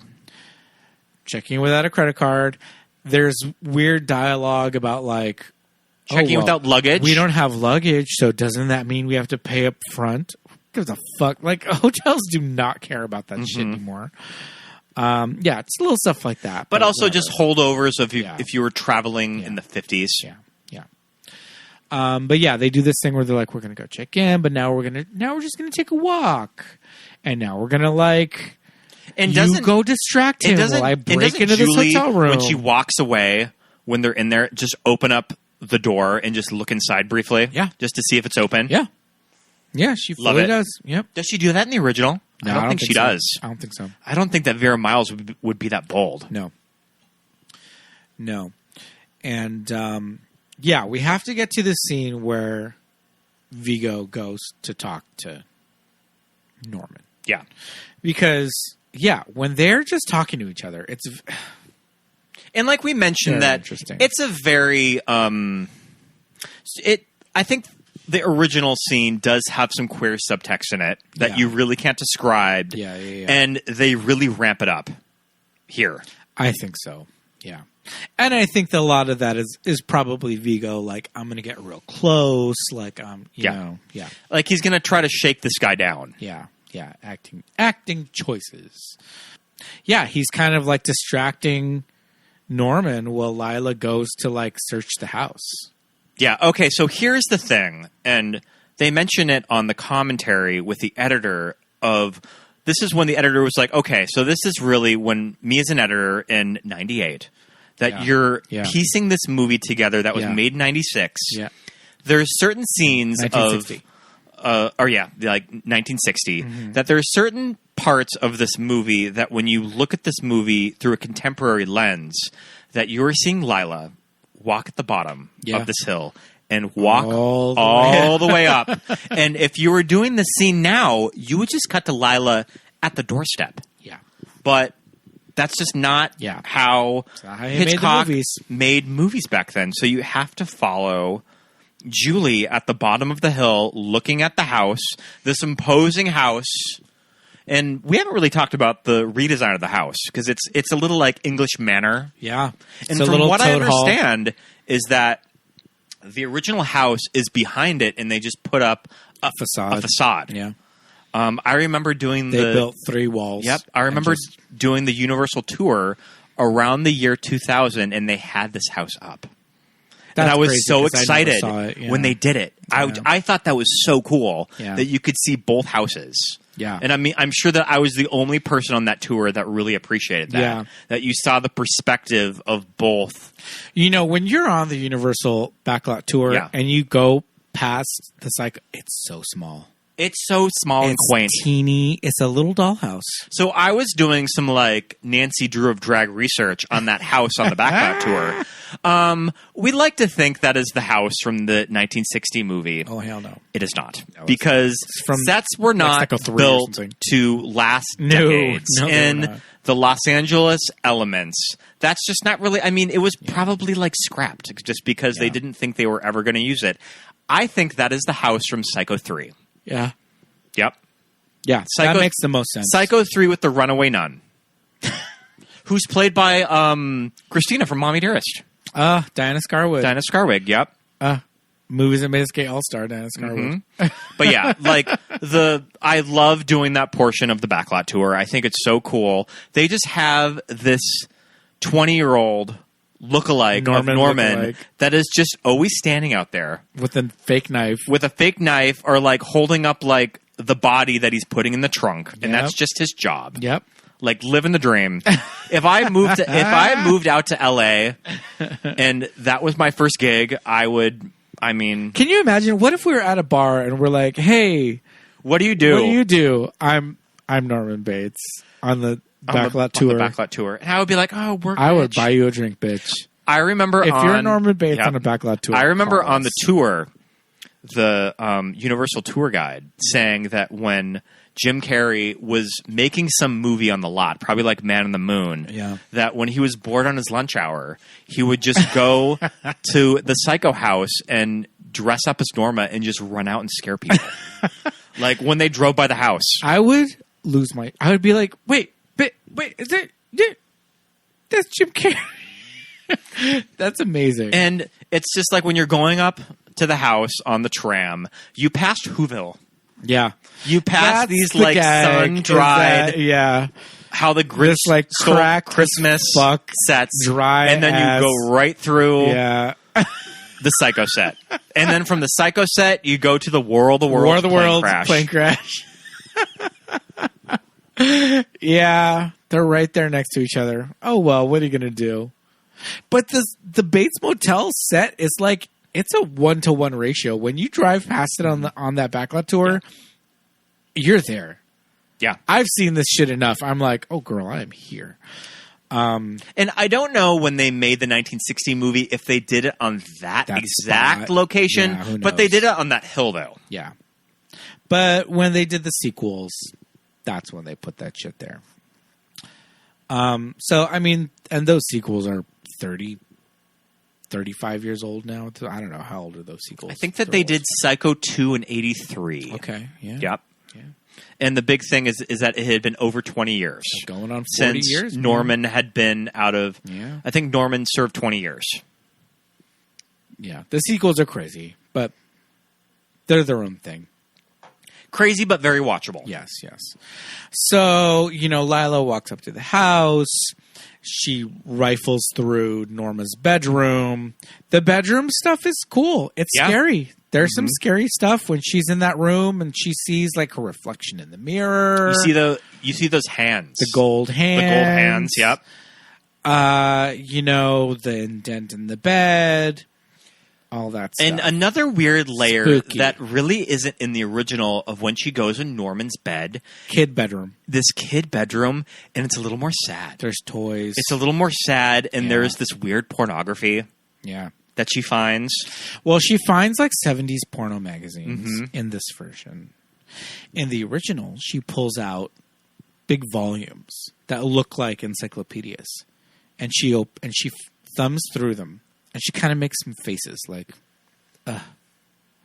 But IMDb trivia: there's like a thing about like Victorian porn or something that they would be bound. I mean, these, like leather bound books. It kind of makes sense that they would put in like I don't know 60s porno. Yeah. In over this that. version, Okay, sure. in this version, it's like straight up. It's just she pulls out like honcho or whatever. But like in the original, I wish that she found like an old back I issue of would die. Honcho. I would love that. dead. Yeah. But yeah, in the original, she pulls out. It looks like an encyclopedia.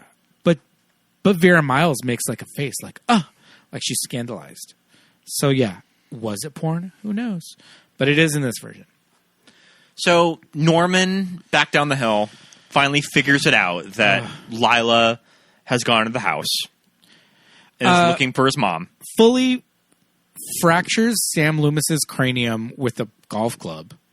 Yeah. Because he hits him in the face with a golf club, which would just break your entire face.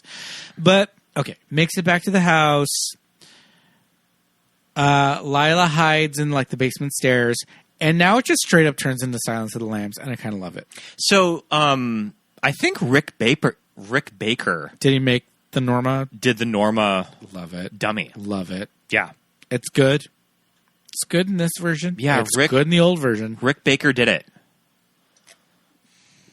Let me tell you that when my parents, your parents, people comment on seeing Psycho back in the day and the reveal of Norma's body Gag being of the century. the gag, the face crack of the century. Remember my stepdad mentioning Yeah. seeing Don's talked about Psycho it. when he was like a small child. Yeah. My mom talked about Yep. revivals in the early 70s and Mm-hmm. just being like, oh, they would play Psycho in the theater. They just would. And we went and it was just scary as fuck. I think that my stepdad was young enough to have In probably 1960. seen it. Of course he was. As a small child in 1960. Yeah. And it blew people's socks off. Oh, people lost their damn minds. They lost their fucking minds. It was scary as shit. I want to say, okay, so I'm trying to put myself when I was around, like, I probably saw the original Psycho when I was like 9. Yeah. I don't think I knew the ending. Okay. So I think it was a surprise. Yeah. Yeah. But it's one of those things that now Psycho is like, it's like King Kong. It's like Indiana Jones. It's one of those things where Norma Bates, the body turning around and Vera Miles screaming, it's just part of Hollywood. Yeah. You know? And it's These iconic images of Yeah, movies. Yeah. And that's what Psycho from 1960 is now. When Norman comes in full drags, Butch Queen, first time a drag at a ball. It's a little, and that's when if I was probably doing wardrobe tests with the Norma look, that I would probably be like, so what else you got? Maybe we won't do this like silk charmeuse crepe de chine. And it's one of those things that I'm sure that when they screen this at movie theaters opening night, like people laughed. Because it's kind of a silly... Well, and that's the other thing, too, Yeah. that I keep saying. Vince Vaughn is a big fucking dude. Yeah. You know, so him coming out in this, like, crepe de chine. This, like, 6'4". How tall is Vince Vaughn? He's 6'4", dude. Yeah. He's huge. He's a big Frankenstein of a guy. Yeah. So, yeah. That's the other thing. It's that, like, Anthony Perkins is a little bit smaller, more slight of a guy. So, I don't know. It's a whole thing. But, you know, whatever. It I is love what it that is. It's shot character. of Julie kicking him in the head. Yes, bitch. Yep. Yes. She, like, I don't know what... I like to think that she's wearing Doc Martens, but she's not. Steel I toe. like to think that she's wearing steel-toed toe. Doc Martens that are, A like... work boot. That are, like, ruby red and kicks him in the head. But, yeah. She would wear the cherry, the ox blood. She would wear the oxblood Doc Martens, of course. Of course she would. With white laces. No, not with white laces. She would wear the black. But kind of badass that you get Lila to have this like moment where she kicks Norman in the head. Yes. Queen. You wouldn't have seen that in the original. No, not at all. She just, she screamed. And now we get Robert Forster. Oh, Robert Forster, R.I.P. I had you sit down and watch all of Jackie Brown a few months ago, and he would have followed this What up. a chore. He would have followed this up. I mean, he would have followed Jackie Brown up with this. Yeah. I remember at the New Beverly, Quentin Tarantino's movie house, when he died, they had like a marathon of Robert Forster movies, and they played this. And I regret not going. Yeah. I'd love to see this in a movie theater again. They've showed it twice. I remember they did it at the 20-year, I think at the New Beverly. New Beverly? Okay. And then they showed it when Robert Forster passed away. Well, good for Quentin to be like, yeah, well, I think that Quentin Tarantino has gone on the record Psycho, saying that he's like us, that he thinks this movie is kind of great. Yeah. It's fucking cool, man. It's cinema. Come on. It's not that serious. It's it's cinema. It's a movie. And it's one of those things that will kind of wrap up this episode of the type of movies that when you say to people that you like a certain movie and you get a very vocal and visceral reaction of them of, oh no, you are wrong. Yeah. Like, that is garbage. And you just kind of have to stick with it. And it's one of those things that whenever people ask that question of what's the movie that everybody hates but you love? And I always say Gus Van Sant Psycho. Yeah. I mean, and that's the thing. It's like I said, this movie's existence does not negate Exactly. Alfred Hitchcock. And we Psycho. get that we're in the weird minority, that a majority of people do not care for this movie. But you know what? It has this weird place cool in pop culture that this movie came out at a very specific time in Hollywood where they just had a spare $40 million to Gus Van Sant that was just like, sure, we'll trust you to make this like Brian Grazer, pretty much like an art movie made by a major studio. Yeah. Brian Grazer was just high off of his like hair product fumes for that like spiky got to be glued like hair gel that he uses. Mm-hmm.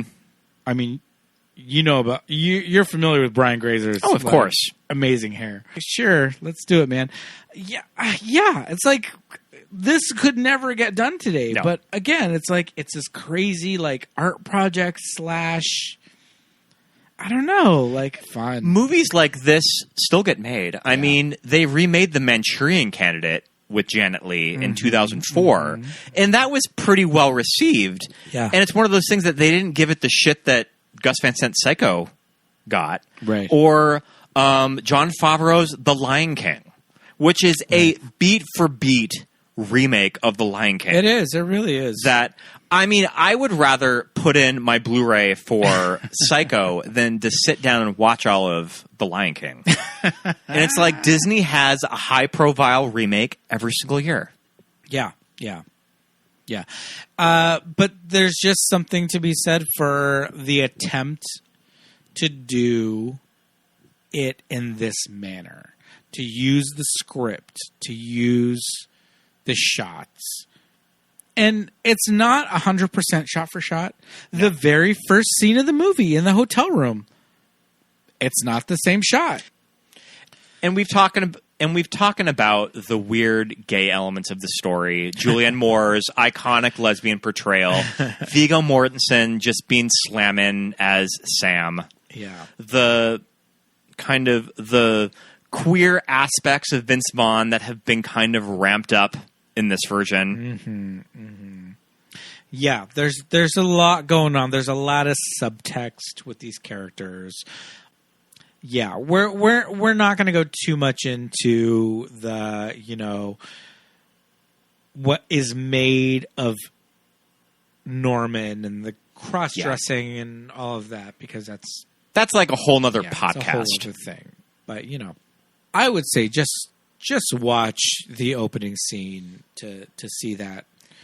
See that ass. 1998 Viggo Mortensen ass. See that ass. That is a hard body. That 16-year-old Scott got a copy of this VHS and would just pause it on that scene. That is a hard body. Mm-hmm. Get out of here. I mean, shit.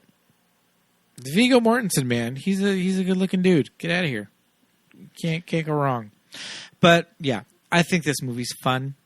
I think it also made me discover all of the Gus Van Sant movies that True, I had yeah. seen Good Will Hunting before this movie, and I think that's probably what really piqued That's my your interest in it. intro to Gus Van Sant. It was my You're like, intro to hey, Gus Van yeah, Sant, and yeah. then I rented Drugstore Cowboy.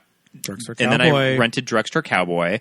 I rented My Own Private Idaho. But, I mean, just definitely a moment that I always remember watching that movie. And then, I mean, Gus Van Sant has made movies like Milk. Yeah. Just like critically acclaimed movies about gay historical figures. Yeah. So, yeah. Definitely has like a place in queer film history. Yes, absolutely. Absolutely. Gus is...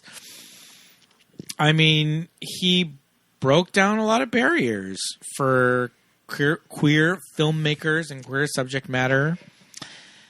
Yeah. An out gay mainstream movie director. All right, we better wrap this shit up. I think It's time getting to late wrap it here. up, yeah. But, I mean, shit, thanks for listening, everybody. This has been one hell of a ride. But before we go, it's time for some Patreon shout-outs. Yay, Patreon shout-outs. It's that time. Let's see. Here we are, Patreon shout-outs. We would love to say hello to all of our wonderful patrons. Starting with, we're going to go in reverse order this time. Rufino, Christine, Nick and Shannon, John, Jessica, Melinda, Jim, Aaron, Emily, Josh, Dawn, Genevieve, Jimmy, Drew, Jamie, Paul, Muffy, Heather, Charlie, Michael, Jacob, Merle, Shelby, Layton, and Amy. You guys... Thank you for being a friend. Thank you so much for being a patron. You should Thank you so much. You should check it out. www.patreon.com/movies that made us gay. And when you're a patron, when you subscribe to us on Patreon, if you have a request and we have a hole in the schedule, I would love to get to it. Yes, I know that indeed. one of our patrons would like us to do Truth or Dare. So it's one of those things that my God. I've been trying to work in the schedule. We'll get to Truth or it. Dare, for sure.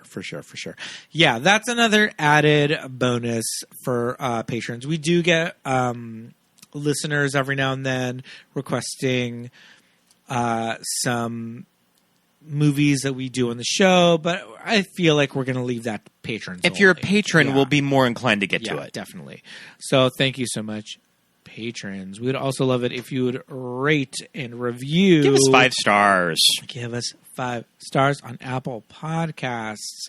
We'd like for you to follow us on social media. We are at Movies That Made Us Gay on Instagram and Facebook. And Twitter at MTMUGPod. Yes, indeed. Like and share and do all that fun stuff on any and all social media platforms. My name's Pete, and I am on Instagram and Twitter at Peter Lasagna. And I'm Scott Youngbauer. I am Scott Youngballer on Instagram, Oscar Scott on Twitter, and just Scott Youngbauer on Letterboxd. Yes, indeed. See what I'm watching. Yeah, see what we're both watching. Thank you so much for listening, everybody. This has been a really fun episode. We'll see you next week. Thanks, guys. Thanks, guys. Bye. Bye.